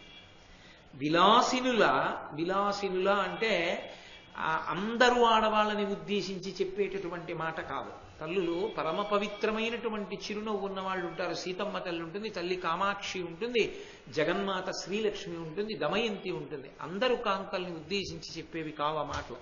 విలాసినులు అంటే సోయగంగా చూసి ఆకర్షించే ప్రయత్నం చేసేవాళ్ళు అని, కొంచెం హీనమైన మన ప్రవృత్తి కలిగిన వారు. విలాసినుల సహాలాప అటువంటి వాళ్లతో కలిసి నవ్వడం, సహాసన వాళ్లతో కలిసి కూర్చోవడం, సహయానములు వాళ్లతో కలిసి తిరగడం బంధ సమములు కావే. అవి చిట్ట చివరికి కూలదోసేటటువంటి బంధనములు కావా అన్నారు నన్నయ్య గారు. ఆ పద్యం నీతిగా మనసులో పెట్టుకుంటే చాలు, ఎవరికైనా ఉపయుక్తం. కాబట్టి కొంతకాలం అయింది, ఆ మునికుమారుడి వేషంలో ఉన్నటువంటి వేశ్య వస్తూ ఉండేది, వెడుతూ ఉండేది విభాండకుడు లేనప్పుడు. ఆమె పట్ల ప్రీతి చెందాడు ఋష్యశృంగుడు. ఆమె ఒకనాడందే ఆయన పురుషుడనే అనుకుంటున్నాడు ఋష్యశృంగుడు. ఆమె స్త్రీ అని కానీ ఆమె యందు కామోద్రేకం కానీ ఆయనకేం లేవు. అదేమిటి విచిత్రంగా ఉన్నాడని మాత్రమే అనుకునేవాడు. ఒకనాడు ఆమె అంది, మా ఆశ్రమానికి రెండంది. ఈయన బయలుదేరాడు ఆశ్రమం కూడా చూద్దామని. అరణ్య మార్గంలో తీసుకెళ్లి ఆమె రోమపాదుని యొక్క అంగదేశంలోకి తీసుకెళ్ళి, ఎప్పుడైతే ఋష్యశృంగుడు అంగదేశంలో అడుగు పెట్టాడో దేవతలందరూ వచ్చేసారు. వచ్చేసి నల్లని మబ్బులు దొంతర్లుగా వచ్చి బ్రహ్మాండమైనటువంటి వర్షం పడిపోయింది. ఇప్పుడు వర్షం అయితే పడిపోయింది, తీసుకొచ్చినటువంటి ఋష్యశృంగుణ్ణి వెనక్కి తీసుకెళ్లి విడిచిపెట్టడం సామాన్యమా? ఎందుకు తీసుకొచ్చి, ఇప్పుడు ఆయన రాజ్యంలోకి వచ్చాడంటే చాలా మందిని చూశాడా లేదా? చాలా మందిని, జానపదుల్ని, నరుల్ని, ఇంతమందిని చూశాడుగా. జంతువుల్ని, తల్లులు, తండ్రులు, కొడుకులు, కూతుళ్ళు, కోడళ్ళు, అల్లుళ్ళు, మనవలు, మునిమనవలు, ఇంతమంది, గృహస్థు, ఆశ్రమాలు, బంధనాలు అన్ని చూశాడు కదూ. మరి ఎలా విభాండకుడికి తెలిస్తే? అంటే నా కొడుకు తపశ్శక్తిని ఇలా వాడుకున్నావా అంటే, అందుకని చాలా తెలివైన వాడు రోమపాదుడు. కొంతకాలం పాటు ఒక ఉద్యానవనంలో గోశాలయం నుంచి తరువాతి కాలమనందు తన అంతఃపురానికి తీసుకెళ్లి తన యొక్క కుమార్తె అయినటువంటి శాంతాదేవినిచ్చి వివాహం చేశాడు. ఎప్పుడో అప్పుడు బ్రహ్మచర్యాన్ని విడిచిపెట్టి గృహస్థాశ్రమంలోకి వెళ్ళవలసిందేగా. అందుకని శాంతాదేవినిచ్చి వివాహం చేశాడు. ఆ శాంతాదేవితో వివాహం చేసుకున్నాడు. ఎంతో సంతోషంగా అక్కడ ఉన్నాడు ఋష్యశృంగుడు. విభాండకుడు ఏమిరా కొడుకు కనపట్టలేదు అని చూశాడు. చూసి ఒక్కసారి దివ్య దృష్టితో చూస్తే ఆయనకి తెలిసింది అక్కడ ఉన్నాడని. ఆయన్ని వెతుక్కుంటూ వెడుతూ ఉంటే ఒక చోటికి వెళ్ళి అడిగేసరికి పెద్ద గోసంపద కనపడింది. ఇదంతా ఋష్యశృంగుడిదే, విభాండక మహర్షి నీ కుమారుడిదే అన్నారు. వీడు ప్రయోజకుడు అయ్యాడరా, గృహస్థాశ్రమంలోకి వెళ్ళాడు, తగిన ఇల్లాలు దొరికింది వీడికి, నాకు ఒక సమస్య తప్పింది, మంచి ఇల్లాలనే పొందాడని వెళ్ళి చాలా సంతోషించాడు. ఆ శాంతాదేవి యొక్క శీలాన్ని చూశాడు. ఇంత మంచి కోడలు రావడం కన్నా కావలసింది ఏముంది? కాబట్టి నా ఆశ్రమం తరించిందని వెళ్ళి తన కొడుకుని కోడల్ని కూడా ఆహ్వానించి ఇద్దరిని వెంట పెట్టుకుని తన ఆశ్రమ ప్రాంగణానికి చేరుకున్నాడు. తర్వాత ఋష్యశృంగునికి కుమారులు కలిగారు. ఆ విధంగా ఋష్యశృంగుని యొక్క రాక చేత వానలు పడ్డాయి. అంతటి మహాతపోశక్తి సంపన్నుడైనటువంటి ఋష్యశృంగుడు, ధర్మరాజా ఇదిగో ఇక్కడకొచ్చి స్నానం చేసి ఉన్నాడు, అందుకే ఈ సరోవరం ఆయన పేరు మీదుగా వచ్చింది. ఇప్పుడు నువ్వు విశ్వామిత్రుడున్న ఆశ్రమంలో ప్రవేశించి చక్కగా నమస్కారం చేసి ఆ పక్కన ఉన్న కౌశికీ నదిలో స్నానం చేసి, అదిగో ఋష్యశృంగ మహర్షి స్నానం చేసినటువంటి ఆ తటాకమునందు నువ్వు కూడా స్నానం చేయి. దాని చేత నువ్వు అపారమైనటువంటి ఈశ్వర కృపని పొందుతావని రోమశ మహర్షి ధర్మరాజు గారికి చెప్తే, ధర్మరాజు గారు ఆ తటాకముల యందు, ఆ నది యందు తటాకమునందు స్నానం చేశారు. తర్వాత వాళ్ళు అటుగా వెడుతుంటే ఒక నదీ తీరాన్ని వెంబడిస్తూ వెళ్ళిపోతే ఈశాన్య దిక్కుగా ఒక గొప్ప నది ఒకటి కనపడింది. దానికి వైతరిణి అని పేరు ఆ నదికి. అక్కడికి తీసుకెళ్లి రోమశ మహర్షి ఒక మాట చెప్పారు, నువ్వు ఈ వైతరిణి నదిలోకి ద్రౌపదీదేవితో నీ తమ్ముళ్లతో కలిసి దిగి చాలా జాగ్రత్తగా స్నానం చేయి. ఈ నదీ స్నానం చేసినప్పుడు చక్కగా పరమభక్తితో ఎవరు చేస్తారో వాళ్ళకి దేవతలందరి యొక్క అనుగ్రహం కలుగుతుంది. కాబట్టి నువ్వు స్నానం చేయవలసింది అన్నారు. ఒక్కొక్క నది యొక్క శక్తి అలా ఉంటుంది. వెంటనే ధర్మరాజు గారు ఆ నదిలోకి దిగి స్నానం చేశాడు. స్నానం చేసి బయటికి వచ్చాడు. ముందు స్నానం చేసిన వాడు రోమశ మహర్షి, ధౌమ్యుడు, బ్రాహ్మణులు చేశారు, ధర్మరాజు గారు చేశాడు. చేసి వచ్చిన తర్వాత అడిగాడు రోమశ మహర్షి, చేశావా స్నానం? ఇప్పుడు నదీ స్నానం వల్ల నువ్వు తేజస్సు పొందావన్నాడు. ఆయన అన్నాడు, ధర్మరాజు గారు, నేను ఆ నదిలో స్నానం చేసి నిలబడినప్పుడు నాకు సమస్త లోకములు కనపడ్డాయి. వైఖానసులు చేస్తున్నటువంటి వేదనాదం నాకు వినపడింది అన్నాడు. వెంటనే రోమశ మహర్షి అన్నాడు, నువ్వు కారణజన్ముడివి, నువ్వు సామాన్యుడివి కావు, నువ్వు విశేషమైనటువంటి తేజస్సు కలిగిన వాడివి. అందుకే ఇక్కడికి 30,000 యోజనముల దూరంలో చేస్తూ ఉంటారు వైఖానసులు ఆ వేదనాదాన్ని. అది నీకు వినపడింది ఈ నదిలో నిలబడిన కారణం చేత. దానివల్లనే తెలుస్తోంది నువ్వు ఎంతటి తేజోమూర్తివో. అంత గొప్ప నది, అటువంటి స్నానం చేసి అటువంటి దర్శనాన్ని పొందావు. నీ వంటి వాడితో కలిసి యాత్రకి రావడం నా అదృష్టం. రావయా ధర్మరాజా అని రోమశ మహర్షి ఆయన్ని తీసుకుని వెడుతూ ఒక ప్రత్యేకమైన ప్రదేశానికి తీసుకెళ్లి చెప్పారు. ఈ ప్రదేశంలో విశ్వకర్మ దక్షిణ భారతదేశం దక్షిణాన ఉన్నటువంటి అరణ్యములతో కొండలతో సహా భూమినంతటినీ కూడా ఒకానొకప్పుడు యజ్ఞం చేసి ఆ యజ్ఞంలో ఋత్విక్కుగా ఉన్నటువంటి కశ్యప ప్రజాపతికి దానం చేశాడు. దానం చేస్తే ఈ దక్షిణ దిక్కున ఉన్న భూమంతా కశ్యప ప్రజాపతికి చెందింది. చెందితే భూమికి ఆగ్రహం కలిగింది, నేను కశ్యప ప్రజాపతికి చెందను, నేను ఆయన చేత స్వీకరింపబడనని ఆమె సముద్రంలోకి వెళ్ళిపోయింది. వెళ్ళిపోతే తనకి ధారపోయబడినటువంటి భూమి తనకి దక్కకుండా ఉండడం తనకి అవమానం కనుక కశ్యప ప్రజాపతి తపస్సు చేశారు భూదేవి గురించి. అనుగ్రహించినటువంటి భూదేవి మళ్ళీ సముద్రంలోంచి వేది రూపంలో పైకొచ్చింది. వేది అంటే హోమం చేసేటటువంటి ప్రత్యేకమైనటువంటి కుండం. వేది రూపంలో పైకొచ్చింది. ఓ ధర్మరాజా, ఈ వేది మీద నిలబడాలి. ఈ వేది మీద నిలబడినప్పుడు అగ్నిర్మిత్రోయోనిహి అని ఒక ప్రత్యేకమైన మంత్రం ఉంది. ఆ మంత్రం చెప్తూ నిలబడాలి. పరిశుద్ధ హృదయంతో ఎవరు వేది మీద నిలబడతారో వాళ్ళకి అపారమైనటువంటి బలం వస్తుంది. ఆ వేది మీద నించోడంలో దోషం వచ్చిందా, అది సముద్రంలోకి వెళ్ళిపోతుంది. కాబట్టి నువ్వు పరమభక్తితో వేది మీదకి ఎక్కి నిలబడు అన్నాడు. ధర్మరాజు గారు మంత్రపఠనం చేస్తూ వేది మీదకి ఎక్కి కిందకి దిగాడు. అది సముద్రంలోకి కుంగలేదు. అంటే ధర్మరాజు గారు అపారమైనటువంటి తపశ్శక్తిని, అపారమైనటువంటి బలాన్ని పొందాడు దానివల్ల. అంటే రోమశ మహర్షి ధర్మరాజు గారు రేపొద్దున్న కురుక్షేత్ర సంగ్రామంలో ఎందరో మహితాత్ముల్ని తట్టుకుని యుద్ధం చేసి విజయాన్ని సంపాదించాలి. అంత పెద్ద విజయం సంపాదించి ఈ ధరణీ మండలానికి అంతటికీ సార్వభౌముడిగా పట్టాభిషేకం పొందాలి అంటే ఎంతమంది దేవతలు అనుగ్రహిస్తే ఆయనకు అటువంటి శక్తి కలుగుతుంది? అంతమంది దేవతలు అనుగ్రహించడానికి కావలసినంత పుణ్యబలం ఉండద్దు?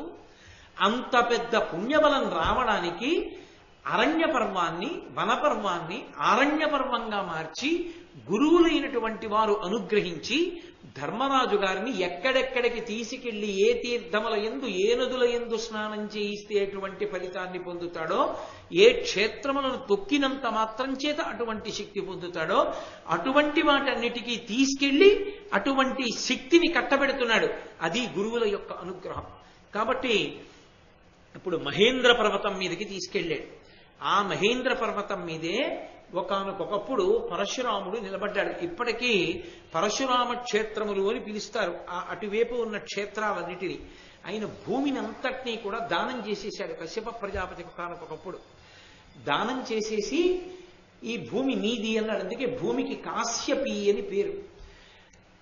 ఆయన అన్నాడు, కశ్యప ప్రజాపతి, భూమిని అంతటినీ నాకు దానం చేసేసావు కదా, దానం చేసేసిన తర్వాత ఇప్పుడు నీకు మళ్ళీ కొత్తగా భూమి ఎక్కడిది నిలబడడానికి భూమి లేదు, కాబట్టి నువ్వు ఎక్కడికి వెళ్ళిపోతావో వెళ్ళిపో, ఈ భూమి నాది, నాకు దానం చేశాక ఇక నీదిగా నువ్వు వాడుకోకూడదు. అది ధర్మశాస్త్రం. అది ఒక వస్తువు మనం ఇదం నమమా అని దానం చేసేసామనుకోండి, చతుర్థి విభక్తి వేసి మళ్ళీ ఓసారి నేను వాడుకుంటానండి అని తీసుకోకూడదు. దానం చేసేస్తే అవతల వాళ్ళది అయిపోయింది.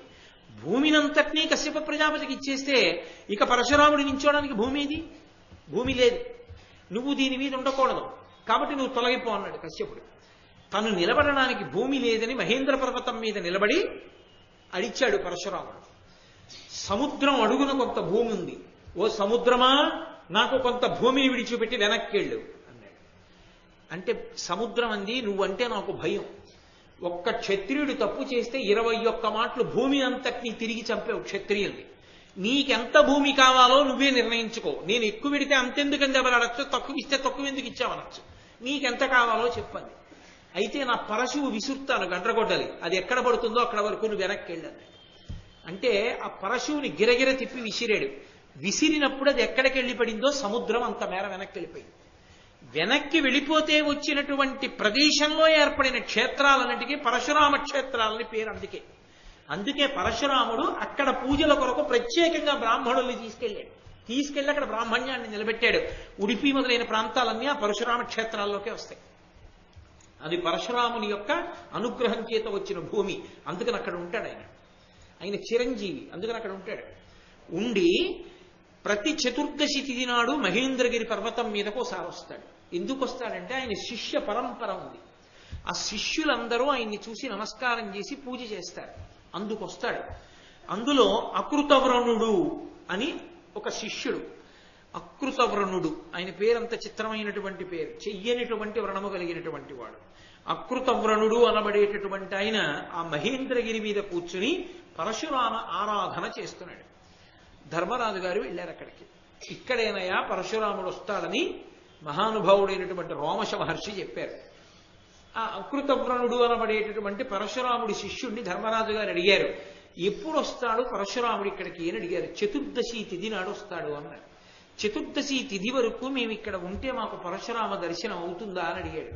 మీరు ఉండండి, మీరు ధర్మాత్ములు కనుక పరశురాముడు దర్శనం ఇస్తాడు మీకు, ఆయన మహానుభావుడు కాబట్టి ఉండండి అన్నారు. చతుర్దశి పర్యంతం మహేంద్రగిరి మీద ఉండిపోయాడు ధర్మరాజు. తమ్ముళ్లతోటి తన భార్య అయినటువంటి ద్రౌపదీదేవితోటి కలిసి ఉండిపోయాడు. ఆ ఉండిపోయినప్పుడు అడిగాడు అకృతవ్రణుణ్ణి, అసలు ఈ పరశురాముడికి ఇంత గొప్పతనమే, ఇందులో కొన్ని మహాభారతం ఆరణ్య పర్వంలో వికావు. ఇప్పుడు నేను చెప్పినటువంటివి ఈ గండ్రగొడ్డల విసరణ, నేను ఇతరమైనటువంటి పురాణాల్లో ఉన్నటువంటి విశేషాలని కొన్నింటిని కలుపుతున్నాను. ఎందుకుంటాడు మహేంద్రగిరి మీద అన్నది సుస్పష్టం అవడం కోసమని. కాబట్టి చతుర్దశి తిథి నాడు వస్తాడు మాకు దర్శనం ఇవ్వడానికి, మీరు కూడా పొందొచ్చు. అంటే పరశురామునికి ఇంత గొప్పతనం ఎక్కడి నుంచి వచ్చింది, ఇంత తేజోవంతుడు ఎలా కాగలిగాడు? ఆయన చూస్తే బ్రాహ్మణుడు పరశురాముడు, పుట్టినది జమదగ్ని మహర్షికి పుట్టాడు. జమదగ్ని మహర్షికి పుట్టినటువంటి పరశురాముడు బ్రాహ్మణుడు, పరమసాత్వికుడై ఉండాలి. ఎంతో కొన్ని కోట్ల మంది బ్రాహ్మణుల చేత ఆరాధింపబడుతుంటాడు. అటువంటి వాడు అంత పౌరుషాన్ని పొంది గండ్రగొడ్డలి చేత్తో పట్టుకుని క్షత్రియుళ్ళ 21 మార్లు భూమి అంతా తిరిగి క్షత్రియులంద అన్న వాళ్ళందరినీ చంపేశాడు. దానితో సమంతక పంచకాలని ఏకంగా నెత్తుటి రథాలు అయినింటిని తయారు చేసి పితృదేవతలకి తర్పణలు ఇచ్చాడు. ఇది క్షాత్ర లక్షణం, క్షత్రియులు చేస్తారు. ఆయన బ్రాహ్మణుడు. బ్రాహ్మణుడికి ఇంత క్షాత్రం ఏమిటి, ఇంత శక్తి ఏమిటి, ఇంతమందిని చంపడం ఏమిటి? బ్రాహ్మణుడి మనసు అలా ఉండకూడదే, అంత కరుకుగా ఉండకూడదే? ఎలా చెయ్యగలిగాడు? ఎందుకు పరశురాముడు ఇలా ఇంత తేజస్సు పొందాడు? నువ్వు ఆయన శిష్యుడివి కదా, నాకు చెప్పవలసింది అని అడిగాడు. అడిగితే ఆయన చెప్పడం ప్రారంభం చేశాడు. ఆ అకృతవ్రణుడు కన్యాకుబ్జాన్ని పరిపాలించేటటువంటి గాధి అనబడేటటువంటి మహారాజు ఉండేవాడు. ఆ గాధి కుమారుడే విశ్వామిత్రుడు. గాధి అనబడేటటువంటి మహారాజు ఉన్నాడు. ఆ గాధికి ఒక కుమార్తె, ఆమె సత్యవతి. ఆ సత్యవతే కౌశికీ నది కింద మారింది. ఆ సత్యవతి యొక్క సోదరుడు విశ్వామిత్రుడు. సరే, అది అలా ఉంచి వింటూ ఉండండి జాగ్రత్తగా. కొంచెం పేర్లు జాగ్రత్తగా వింటేనే మీకు జ్ఞాపకంలో ఉంటాయి. కాబట్టి కన్యాకుబ్జాన్ని పరిపాలించినటువంటి గాధి అనబడేటటువంటి మహారాజు యొక్క కుమార్తె సత్యవతి. ఆ సత్యవతీదేవిని వివాహం చేసుకుంటాను అని అడిగాడు రుచీకుడు అనబడేటటువంటి మహర్షి. ఆ రుచీకుడి తండ్రి భృగు. ఈ రుచీకుడు వెళ్ళి అడిగాడు గాధిని, నీ కుమార్తె సత్యవతిని నాకు ఇచ్చి వివాహం చేయవలసింది అన్నాడు. ఆయన అన్నాడు, తప్పకుండా ఇచ్చి వివాహం చేస్తాను, కానీ మాకు పరంపరాగతంగా ఒక అలవాటు ఉంది. మా ఇంట్లో ఆడపిల్లని పెళ్లి చేసుకోవాలి అంటే శుల్కం కట్టాలి, కొంత ఇవ్వాలి. అవి ఏవి ఇవ్వాలో తెలుసా? అవి ఇస్తే నీకు ఇచ్చి పెళ్లి చేస్తాను. ఎందుకని? ఆమె క్షత్రియ కాంత, అడుగుతున్నవాడు బ్రాహ్మణుడు. ఈయనకిచ్చి పెళ్లి చేస్తే ఈయన ఎక్కడో అరణ్యాల్లోనూ ఆశ్రమాల్లోనూ తిప్పుతాడు, ఎందుకు వచ్చిన గొడవ అని ఆయన తేలేనిది అడుగుదామని ఆయన అన్నాడు, ఒక్క కర్ణంబు నీలోత్పల శ్యామమై తనువెల్ల శశిహంస ధవళమైన ఎట్టి గుర్రములు వేయి కన్య కుంకువిట్లో ఓపుదేని మునీంద్ర దీని నమరంగా పెండిలియగు ఇది మా కుల ధర్మంబు నావుడు ధరుని పెండియగు వేట్క భార్గవుడప్పుడు వరుణేంద్రుపాలికి జని వాని బడసి తెచ్చే అవనినాథ గంగయందు కన్యాకుబ్జపురవంబునందు పుట్టెనట్టి హయ సహస్రమమలమై నాట గోలెడు అశ్వతీర్థమనగ నయ్యనదియు. మాకు నీకు సత్యవతిని పెళ్లి చేసుకోవాలని ఉంటే ఓ రుచీకుడా కన్యాశుల్కాన్ని కట్టాలి. ఇది మా వంశాచారం. ఏమిటి కట్టాలో తెలుసా? ఒళ్ళంతా చంద్రబింబం ఎలా ఉంటుందో, హంస ఎలా ఉంటుందో అటువంటి తెల్లటి కాంతితో ఉండి ఒక్క చెవి మాత్రం నల్ల కలువ ఎలా ఉంటుందో, నల్లగా కాదు నల్ల కలువ ఎలా ఉంటుందో అటువంటి రంగుతో ఒక్క చెవే ఉండాలి. ఒక చెవి నల్ల కలువలాగా, మిగిలిన ఒళ్ళు చంద్రుడిలాగా హంసలాగా ఉన్నటువంటి గుర్రాల్ని 1000 గుర్రాల్ని తీసుకొచ్చి నాకు ఇస్తే మా అమ్మాయినిచ్చి పెళ్లి చేస్తాను. బ్రాహ్మణుడు ఎక్కడి నుంచి తెస్తాడు 1000 గుర్రాలు ఇలాంటివి? ఆయన చిన్నగా వరుణుడి దగ్గరికి వెళ్ళాడు. ఆయనకున్న మంత్రశక్తి చేత వెళ్ళి, వరుణుడా పెళ్లి చేసుకోవాలనుకుంటున్నాను, పెళ్లి చేసుకోవడానికి డబ్బు అడిగితే కూడా తప్పకుండా ఇవ్వాలి. ఎందుకో తెలుసా? అది కూడా స్నాతక వ్రతం అని పేరు. స్నాతక వ్రతం అనేక విధాలుగా ఉంటుంది. అయ్యా నాకు పెళ్లి చేసుకోవడానికి డబ్బులు లేవండి, పెళ్లి చేసుకుందాం అనుకుంటున్నాను, మీరు నాకు కొంచెం ధన సహాయం చేయవలసింది అని మగపిల్లవాడు అడిగాడు అనుకోండి, లేదు అని అనకూడదు గృహస్థు, తప్పకుండా సాయం చేయాలి. అది పరమధర్మాల్లో ఒకటి. కాబట్టి స్నాతకుడు వచ్చి అడిగినట్లు అలా అడిగితే డబ్బు ఇచ్చారనుకోండి, ఆ పుణ్యం మామూలుగా ఎవరో పెళ్లి చేసుకుంటుంటే పేదవాళ్ళని మీరు పట్టుకెళ్ళి ఇచ్చిన పుణ్యంతో సరిపోదు. వాళ్లే వచ్చి అడిగి డబ్బు మీ దగ్గర పట్టుకెళ్లారనుకోండి, అది విశేష పుణ్యం. మహాత్ములైనటువంటి వారు అలా సహాయం చేస్తారు కూడా.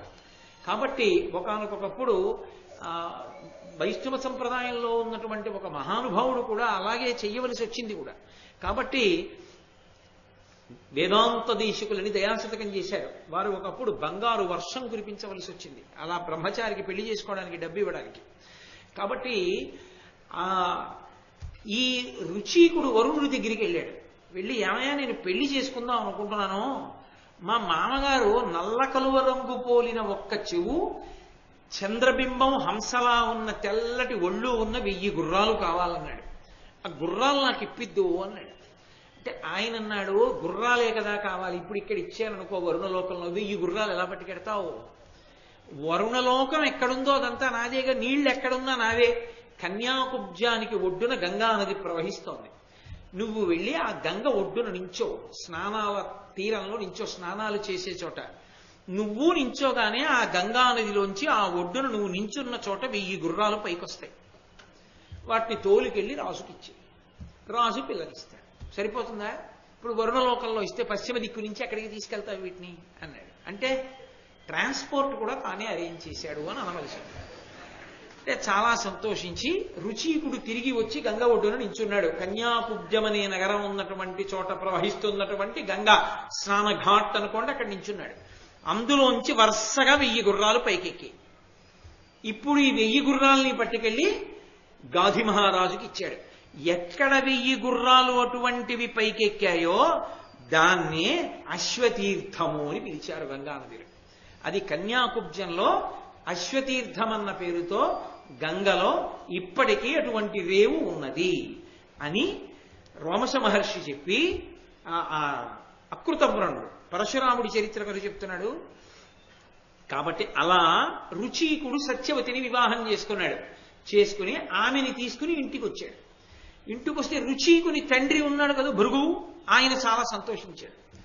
చాలా మంచి పిల్ల కోడలుగా వచ్చిందిరా మనకని ఆనందించి, కోడలి యొక్క ప్రేమ చూసి ఆనందించిన వాడై ఒక రోజున కోడల్ని పిలిచాడు.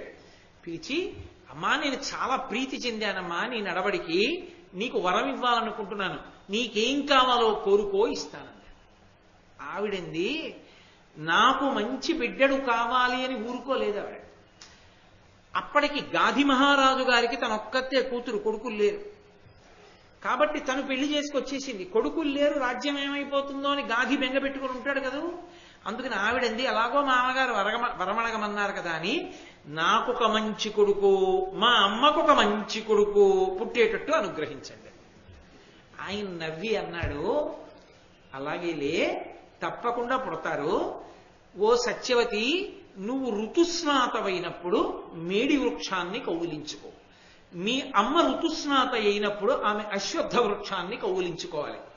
మీరిద్దరూ అలా కౌగిలించుకుంటే గర్భదోషాలు తొలగిపోయి మీ ఇద్దరికీ కూడా మంచి కుమారుడు కలుగుతారు, వరం ఇస్తున్నానన్నాడు. ఆమె వెళ్ళి సంతోషంగా తల్లికి చెప్పింది. ఇద్దరూ ఋతుస్నానం అయిన తర్వాత ఆ చెట్లని కౌగిలించుకునేటప్పుడు ఎవరిని ఏది కౌగిలించుకోమని మామగారు చెప్పాడో అక్కడ చిన్న పొరపాటు పడింది. కోడలు పడి ఈవిడ వెళ్ళి తల్లి కౌగిలించుకోవలసిన అశ్వత్థ వృక్షాన్ని కౌగిలించుకుంది. సత్యవతీదేవి వెళ్ళి కూతురు కౌగిలించుకోవలసిన మేడి చెట్టుని కౌగిలించుకుని ఇంటికి వచ్చారు. వచ్చిన తర్వాత చూశాడు భృగువు, తెలిసిపోయింది. తను ఒకలా సంకల్పం చేశాడు, వాళ్ళు ఒకలా చేశారు. అందుకని కోడల్ని పిలిచన్నాడు, పుత్రుడు నీకు బ్రహ్మకుల పూజ్యుడు పుట్టియు వాడు దారుణ క్షత్ర చరిత్రుడై పరగు గర్వమునన్ మని నీ సవిత్రికిన్ క్షత్రియుడుద్భవిల్లియు అగక్షయ కారణుడు మహాతపపత్రుడు నైధృతింబడయు బ్రాహ్మణ భావము బురితేజమును. నువ్వు నేను ఏ చెట్టుని కౌగిలించుకోమన్నానో అది వదిలేసి వెళ్ళి అశ్వత్థ వృక్షాన్ని కౌగిలించుకున్నావు. అందుకే నువ్వు బ్రాహ్మణ వంశాన్ని మెట్టావు, బ్రాహ్మణ కాంతం. ఇప్పుడు కానీ నీ కడుపున విపరీతమైనటువంటి క్షత్రియ తేజం ఉన్నవాడు పుడతాడు. వాడు పుట్టింది బ్రాహ్మణుడిగా, కానీ అపారమైనటువంటి క్షత్రియ తేజంతో రాజులందరినీ సంహరిస్తాడు. అంత గొప్పవాడు నీ కడుపున పుడతాడు. వాడు పుట్టుక చేత బ్రాహ్మణుడు, వాడి ప్రవర్తన చేత క్షత్రియుడు, అటువంటి వాడు పుడతాడు.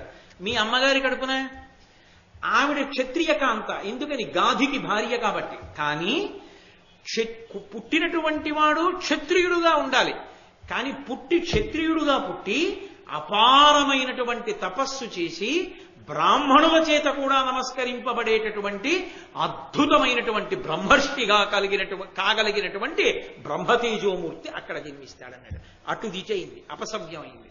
ఇటు పుట్టవలసిన వాడు అటు పుడుతున్నాడు, అటు పుట్టవలసిన వాడు ఇటు పుడుతున్నాడు. హడిలిపోయింది సత్యవతీదేవి. అమ్మనాయనోయ్, బ్రాహ్మణుడిగా పుట్టి క్షత్రియుడిలా ప్రవర్తించేవాడు నాకొద్దు, ఒక చిన్న ఉపకారం చేయండి. నా కడుపున బ్రాహ్మణుడే పుట్టి వాడి కడుపున అలాంటి వాడు పుట్టేటట్టు చేయండి, మనవాడు అలాంటి వాడు పుట్టేట్టు, కొడుకు మంచివాడు పుట్టేట్టు చేయండి. కోరి కోరి తెచ్చుకున్నాడుగా భర్త పాపం రుచీకుడు, అలాంటి కొడుకుని గండం ఎందుకుతాను అనుకుంది. భృగువు నవ్వి అన్నాడు, కొడుకుని మనవణ్ణి చెయ్యాలి. ఇప్పుడు ఇదో కోరిక కాదు. అలాగే నీ కడుపున బ్రాహ్మణుడిగా పుట్టి క్షత్రియుడుగా ప్రవర్తించేవాడు మనవడిగా వస్తాడు, కొడుకుగా రాడులే అనుగ్రహించాడు అన్నాడు. ఆ కారణం చేత రుచీకునకు సత్యవతీదేవికి ఒక కుమారుడు జన్మించాడు. ఆయన పేరు జమదగ్ని మహర్షి. ఆ జమదగ్ని మహర్షి వల్లే లోకంలో చెప్పులు గొడుగు వచ్చాయి, అంతకుముందు లేవు చెప్పులు గొడుగు. ఆయన ఆడుకుంటున్నాడు ఒకప్పుడు భార్య రేణుకాదేవితో కలిసి సముద్రపుడు నుంచి నేను బాణం వేస్తాను నువ్వు పట్టుకొస్తూ ఉండన్నాడు. ఆవిడ గర్భిణి, ఈయన బాణం వేస్తున్నాడు, ఆవిడ వెళ్ళి పట్టుకొస్తోంది. ఆవిడ పట్టరావడం ఆలస్యమైంది. ఎందుకు ఇంత ఆలస్యం అవుతోంది, తొందరగా తామే అన్నాడు. ఆవిడ ఇలా అని కడుపుతో ఉన్నానయా, పైన సూర్యుడు ఉదయించేశాడు, బాలభానుడు శోషించిపోతున్నాడు, అందుకని మెల్లిగా వెళ్తున్నాడు. ఆయన వెంటనే సూర్యుడి వంక కన్నెర్ర చేశాడు. మా ఆవిడ బాధపడేటట్టుగా ఏమిటి ప్రకాశిస్తున్నావు నువ్వు? వెంటనే సూర్యుడు కిందకి దిగి వచ్చాడు. అయ్యి బాబోయ్ మహానుభావా, నన్ను నువ్వు శాపించకో, మీ ఆవిడ నువ్వు ఆడుకుంటున్నారని పొద్దెక్కపోతే లోకాలు ఏమైపోతాయి, అందుకని ఒక పని చేస్తాను, నీ కోసం నేను 2 సాధనాలని సృష్టిస్తున్నాను. మొట్టమొదట బ్రాహ్మణుడికి నేనే దానం చేసుకుంటున్నాను చెప్పులు గొడుగు. ఎండ పడకుండా ఇవి వేసుకో, కాళ్ళు కాలకుండా అవి వేసుకో, మీ ఆవిడ్ని కూడా వేసుకోమని ఆడుకోండి కావలసిన. అప్పటి నుంచి చెప్పులు గొడుగు వచ్చాయి. అందుకే బ్రాహ్మణుడికి స్నాతకంలో చెప్పులు గొడుగు ఇస్తారు, అది కారణం. జమదగ్ని మహర్షి దగ్గర ఇవన్నీ భారతాంతర్గతం కావు, ఏవో గుర్తొచ్చినప్పుడల్లా వేరు విషయాలు తీసుకొచ్చి కలిపి చెప్తున్నాను నేను. అంటే నా సొంతం కాదు, పురాణాంతర్గతములే అవన్నీ. కాబట్టి ఈ జమదగ్ని మహర్షి సత్యవతీదేవికి కొడుకుగా వచ్చాడు. సత్యవతీదేవికి కొడుకుగా వచ్చినటువంటి జమదగ్ని ప్రసేనజితుని యొక్క కూతురైనటువంటి రేణుకాదేవిని వివాహం చేసుకున్నాడు. ఈ రేణుకాదేవికి జమదగ్నికి కలిపి రుమణ్వంతుడు, సుషేణుడు, వసుడు, విశ్వావసుడు, రాముడు అనబడేటటువంటి 5 కుమారులు జన్మించారు. ఆయన ఏదో ఆశ్రమం కట్టుకున్నాడు. జమదగ్ని రేణుకాదేవితో 5 కొడుకులతో హాయిగా సంతోషంగా ఏదో కాలం గడిపేస్తున్నాడు. ఇలా కాలం గడిపేస్తుండగా ఒక విచిత్రమైనటువంటి విషయం జరిగింది.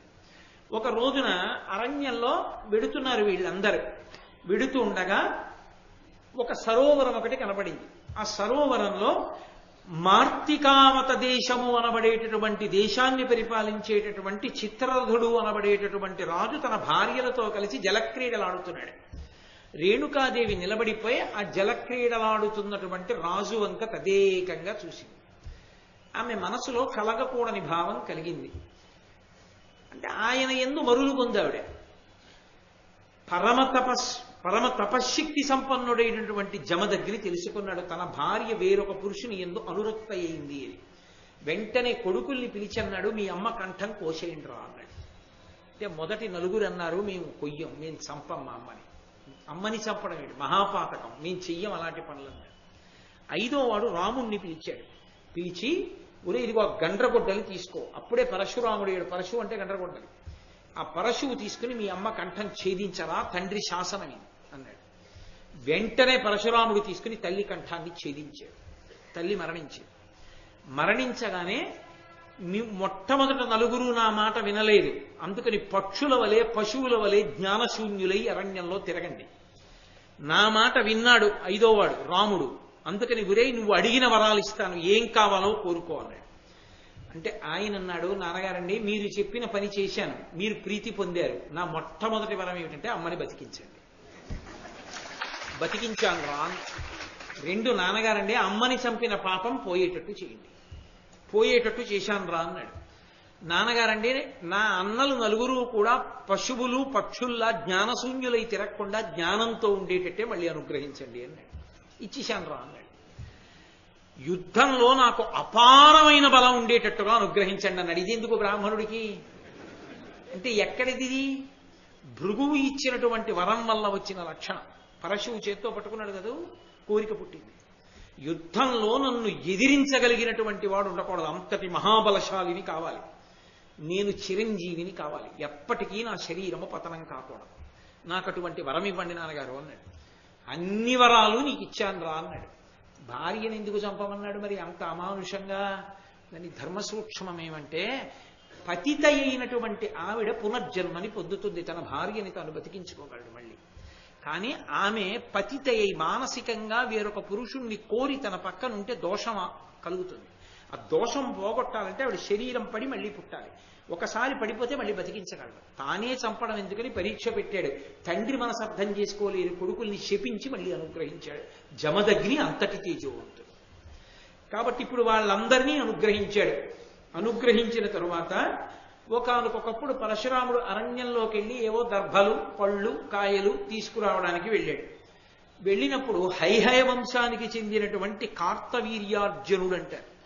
1000 చేతులతో ఉంటాడు ఆయన. రావణాసురుడంతటి వాణ్ణి ఓడించి తీసుకెళ్లి కారాగారంలో పెట్టాడు. ఆ నదికి పైభాగంలో రావణాసురుడు శివలింగాన్ని పూజ చేస్తున్నాడు. నదికి కింద భాగంలో 1000 చేతులతో తన భార్యలతో క్రీడిస్తున్నాడు కార్తవీర్యార్జునుడు. ఆయన భార్యలు అన్నారు, ఎందుకో ప్రవాహాన్ని ఆపగలవా అన్నారు. ఎందుకు ఆపలేనని 1000 చేతులు ఆనకట్టలా అడ్డుపెట్టాడు. వస్తున్న ప్రవాహం ఆగిపోయి అలా పెరిగి పెరిగి పెరిగి పెరిగి రావణాసురుడు పూజ చేస్తున్న శివలింగాన్ని కొట్టేసింది, సైకతలింగాన్ని. కోపం వచ్చి యుద్ధానికి వచ్చాడు. ఎవడురా 10 తలల పురుగా అని ఇలా వేలుతో 2 వేళ్లతో పట్టుకెళ్లి కారాగారంలో వారేశాడు. చతుర్ముఖ బ్రహ్మగారు, పులశ్చ బ్రహ్మగారు వెళ్లి ప్రార్థన చేస్తే విడిచిపెట్టాడు. అంతటి మహాబలవంతుడు కార్తవీర్యార్జునుడంటే. రావణుణ్ణి పురుగులో పట్టుకుపోయినవాడు. అంతటి వాడు దత్తాత్రేయ స్వామి వారికి శిష్యుడు. అటువంటి కార్తవీర్యార్జునుడు ఒకానొకనాడు వేటకొచ్చాడు ఆ ప్రాంతానికి. దాహం వేసింది. జమదగ్ని మహర్షి ఆశ్రమంలోకి వచ్చాడు. జమదగ్ని మహర్షి కూర్చోపెట్టి అతిథి పూజ చేసి మంచినీళ్ళిచ్చి ఎంతో మర్యాదగా మాట్లాడాడు. కండకావరం ఎప్పుడోప్పుడు శరీరం పడిపోవడానికి ఏదో వెర్రి బుద్ధి పుడుతుంది. కాబట్టి ఆయన వెళ్ళిపోతూ వెళ్ళిపోతూ ఆ చెట్లన్నీ పీకేశాడు. బ్రాహ్మణులందరినీ అవమానించాడు. అమానుషంగా మాట్లాడాడు. అక్కడ ఉన్న హోమ ధేనువుని, దాని యొక్క పిల్లని ఎత్తుకుపోయాడు. ఎత్తుకుపోతే జమదగ్ని కూర్చున్నాడు. ఆయన ఏమనలేదు. ఆయనకున్న తపశక్తితో చంపలేడేమిటి, ఆయన కూర్చున్నాడు. పరశురాముడు తిరిగి వచ్చాడు. ఏం నాన్నగారు ఆశ్రమం అంతా ఇలా ఉంది అన్నాడు. ఉరేయ్, క్షత్రియుడు కార్తవీర్యార్జునుడు వచ్చాడురా. వచ్చి మంచినీళ్ళు అడిగాడు, ఇచ్చాను. అతిథి పూజ చేశాను.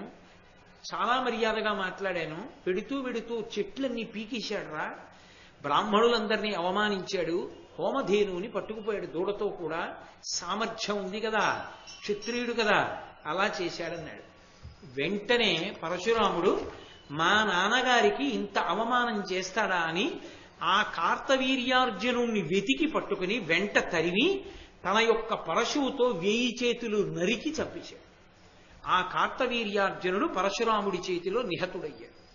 నిహతుడైన తర్వాత వెనక్కి తిరిగి వచ్చాడు. వచ్చి నాన్నగారు మిమ్మల్ని అవమానించినటువంటి కార్తవీర్యార్జునుడి 1000 చేతులు నరికి చంపేశారు నాన్నగారు. అంతటి మహాబలశాలి. బ్రాహ్మణుడిగా పుట్టి క్షత్రియుడిలా బతుకుతుంటాడు ఆయన. క్షత్రియుడిగా పుట్టి విశ్వామిత్రుడు బ్రహ్మర్షి అయ్యాడు. అక్కడ ఇటు పుట్టవలసిన వాడు అటు పుట్టాడు, అటు పుట్టవలసిన వాడు ఇటు పుట్టాడు. కాబట్టి ఏమైతేనే గాధికి అల్లుడు ఈయన అయ్యాడు. అల్లుడి వైపు నుంచి ఈయన వచ్చాడు, కొడుకుగా ఆయన వచ్చాడు. గాధి తరించాడు దానివల్ల. ఒకానొకప్పుడు ఈ కార్తవీర్యార్జునుడు చనిపోయాడు. జమదగ్ని కూర్చుని ఉన్నారు. మళ్ళీ ఏదో కొంతకాలం అయిపోయింది.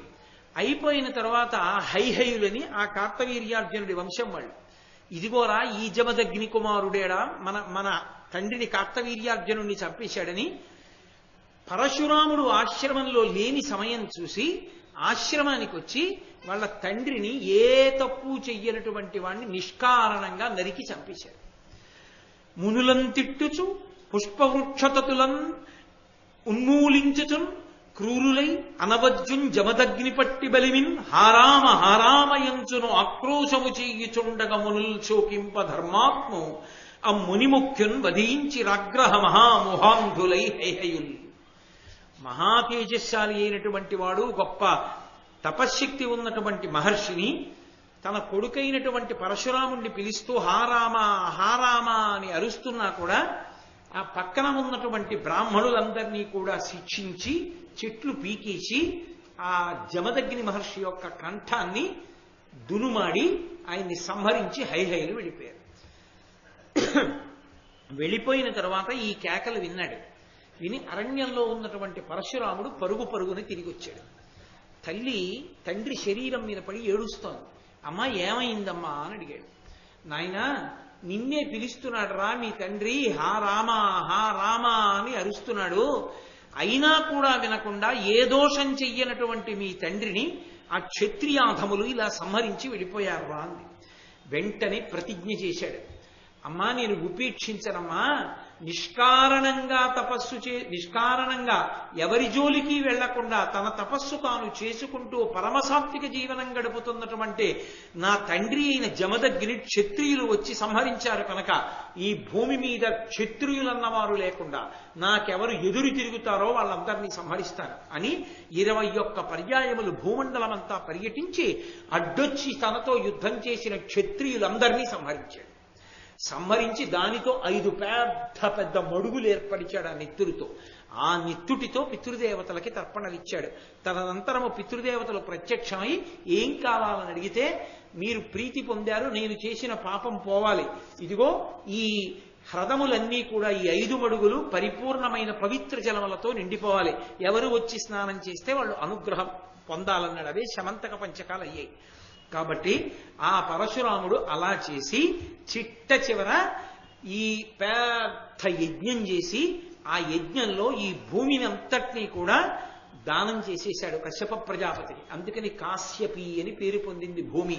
అప్పుడు తనకి భూమి లేకపోతే ఈ మహేంద్రగిరి పర్వతం మీద నిలబడ్డాడు.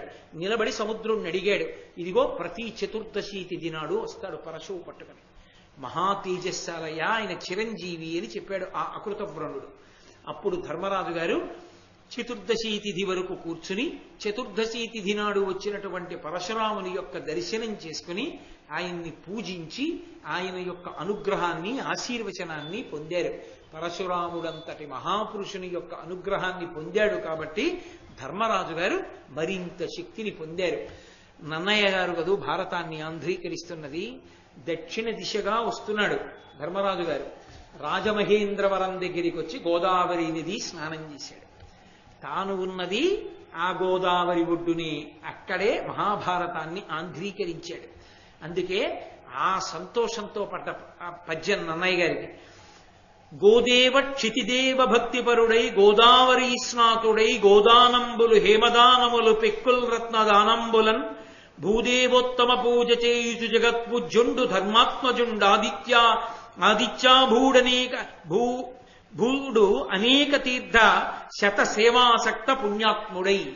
ఆ ధర్మరాజు గారు గోదేవ క్షితిదేవ భక్తిపరుడై గోదావరి స్నాతుడై ఈ దేవతల యందు భూదేవులంటే బ్రాహ్మణుల యందు విశేషమైనటువంటి భక్తి కలిగినటువంటి వాడై గోదావరి నదిలో స్నానం చేసి ఎన్నో గోవులను దానం చేసినటువంటి వాడై, బంగారాన్ని దానం చేసినటువంటి వాడై, రత్నములను దానం చేసినటువంటి వాడై, బ్రాహ్మణుల్ని పూజించినటువంటి వాడై, జగత్పూజ్యుండు ధర్మాత్మజుండు.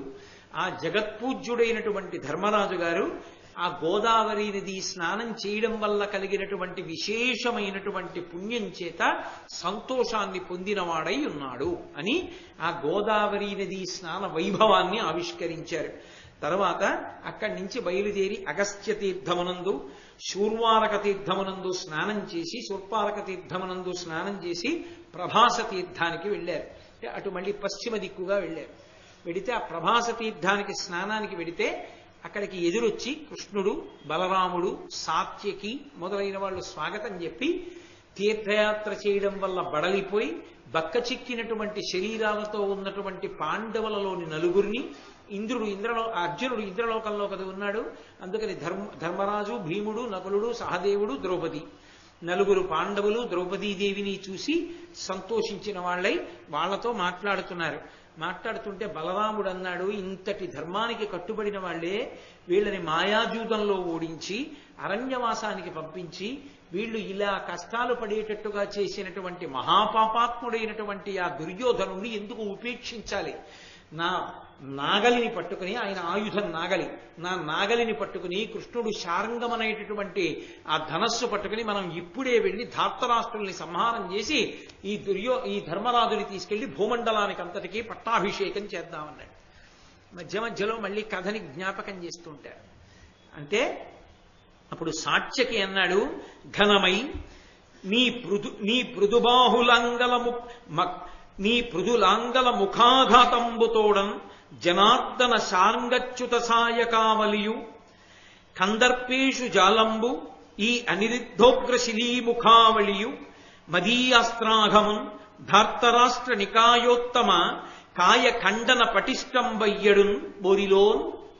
ఇందుకయా ఇంతసేపు అందరం ఎదురు చూడడం? ఘనమై చాలా గొప్పదైనటువంటి నీ పృథుబాహులాంగలం నీ పృథులాంగలాంగల ముఖాఘాతంబుతోడన్, నీ బలవత్తరమైనటువంటి చేతితో పట్టుకున్నటువంటి ఆ బాహులాంగల ముఖాఘాతంబుతోడన్, ఆ నాగలి అనబడేటటువంటి ఆయుధం యొక్క మొనతో నువ్వు ధార్తరాష్ట్రుల్ని కొడితే వాళ్ళు పడిపోరా? జనార్దన శారంగ అచ్యుత సాయ కావలియం. ఆ జనార్దనుడైనటువంటి కృష్ణ పరమాత్మ చేతిలో శారంగమనేటటువంటి ధనస్సుని పట్టుకుని విడిచిపెట్టినటువంటి బాణ పరంపరల చేత వాళ్ళందరూ నశించిపోరా? కందర్పేషు జాలంబు. కందర్పుడు అంటే మన్మధుడు ప్రద్యుమ్నుడిగా పుట్టాడు కాబట్టి ఆ ప్రద్యుమ్నుడు విడిచిపెట్టేటటువంటి బాణ పరంపరల చేత ఈ అనిరుద్ధోగ్ర శిలీముఖాలియు, ఈ అనిరుద్ధుడు విడిచిపెట్టేటటువంటి అపారమైనటువంటి బాణ పరంపరల చేత, అదీ కాక మదీయాస్త్రౌఘమున్, నా చేతిలో ఉన్నటువంటి అస్త్రముల చేత ఆ ధార్తరాష్ట్రుల యొక్క శిరస్సులన్నిటినీ మనం దునుమాడి, అంతకా ఒకవేళ అర్జునుడు ఇంద్రలోకంలోంచి తిరిగి వచ్చేంత వరకు ఎదురు చూద్దామనుకున్నా, లేకపోతే 13 సంవత్సరాలు పూర్తయిపోయేంత వరకు ఆయన ఇచ్చిన మాట నిలబెట్టాలనుకున్నా, 13 సంవత్సరములు రాజప్రతినిధిగా అర్జునుడు రాజ్యం చేస్తాడు. పూర్తయిపోగానే ధర్మరాజుకు పట్టాభిషేకం చేసేద్దాం, అప్పటి వరకు అసలు దుర్యోధనుడు ఎందుకు బ్రతికుండాలి, ఇప్పుడే బయలుదేరి మనం ఆ ధార్తరాష్ట్రుల్ని సంహరిద్దాం అన్నాడు. ఆ కృష్ణుడు, సాత్యకి, బలరాముడు, ప్రద్యుమ్నుడు మొదలైనటువంటి వాళ్ళ యొక్క ఉద్ధతిని చూసిన వాడై ధర్మరాజు గారు అన్నాడు, మీదయ మాకు గల్గగన మిత్రులనొచ్చుట ఏమి పెద్ద, ధర్మోదయ నిత్య బుద్ధులను ఉత్తమ కీర్తులనొప్పు ద్రోణ భీష్మాదుల సన్నిధానమున నిమ్మి బల్కిన పల్కు తప్పగా కాదని ధర్మనందనుడు గ్రమ్మరిచన్ యదువీర కోపముల్. అయ్యా, మీదయ మాకు గల్గగన మిత్రులనొచ్చుట ఏమి పెద్ద, మీ దయ మా ఎందున్నప్పుడు, మీరు మా ఎందు ఇంత ప్రేమాస్పదులయ్యున్నప్పుడు ఆ శత్రువుల పట్ల మేము కొంతకాలం ఓర్పుతో ఉండడం మాకేమైనా పెద్ద విశేషమా? ధర్మోదయ నిత్య బుద్ధులను ఉత్తమ కీర్తులనొప్పు ద్రోణ భీష్మాదుల సన్నిధానమున నెమ్మెయి పల్కిన పల్కు తప్పగా కాదని, మహాత్ములైనటువంటి ధర్మమునందు నిరంతరము ఉండేటటువంటి భీష్మ ద్రోణాది పెద్దల ముందు నేను ప్రతిజ్ఞ చేశాను, ఈ జూదంలో ఓడిపోతే 12 ఏళ్ల అరణ్యవాసం, 1 సంవత్సరం అజ్ఞాతవాసం చేస్తానని. గురువుగారు ద్రోణాచార్యుల వారు ఉన్నారు, పితామహుడైనటువంటి భీష్మాచార్యుల వారు ఉన్నారు, కృపాచార్యుల వారు ఉన్నారు, పెద్దలున్నారు. వాళ్ళ ముందు నేను చేసిన ప్రతిజ్ఞ వమ్మైపోయి మనమే తొందరపడిపోయి వెళ్ళిపోయి ధార్తరాష్ట్రుల్ని చంపేసి రాజప్రతినిధిగానో రాజుగానో మనమే ఆ రాజ్యం చేసేస్తే వీడు మాట తప్పినవాడు రా అని రేపు పొద్దున్న తాతగారు గురువుగారు అంటే నాకు చిన్నతనం కాదా? మీ వంటి పెద్దల యొక్క అనుగ్రహం నా ఎందుండగా ఎప్పుడైనా నాకు రాజ్యాన్ని సంపాదించుకోవడం పెద్ద కష్టమా? కాబట్టి ఒక్క 13 సంవత్సరములు ఓపిక పడితే మర్యాద పొందిన వాడిని అవుతాను కదా, పెద్దల దగ్గర మాట తప్పని వాడిని అవుతాను కదా అని ధర్మనందనుడు గ్రమ్మరిచన్ యదువీర కోపముల్.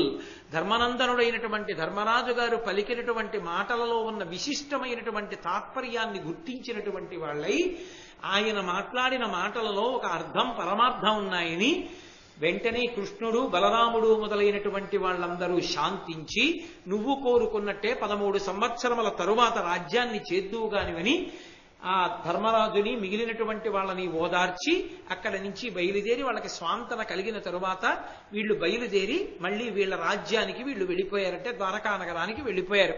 పాండవులు తీర్థయాత్రని కొనసాగిస్తున్నారు. ఇటువంటి తీర్థయాత్రలో రేపు కొన్ని పరమోత్కృష్టమైనటువంటి అద్భుతమైనటువంటి ఘట్టములు నడుస్తాయి.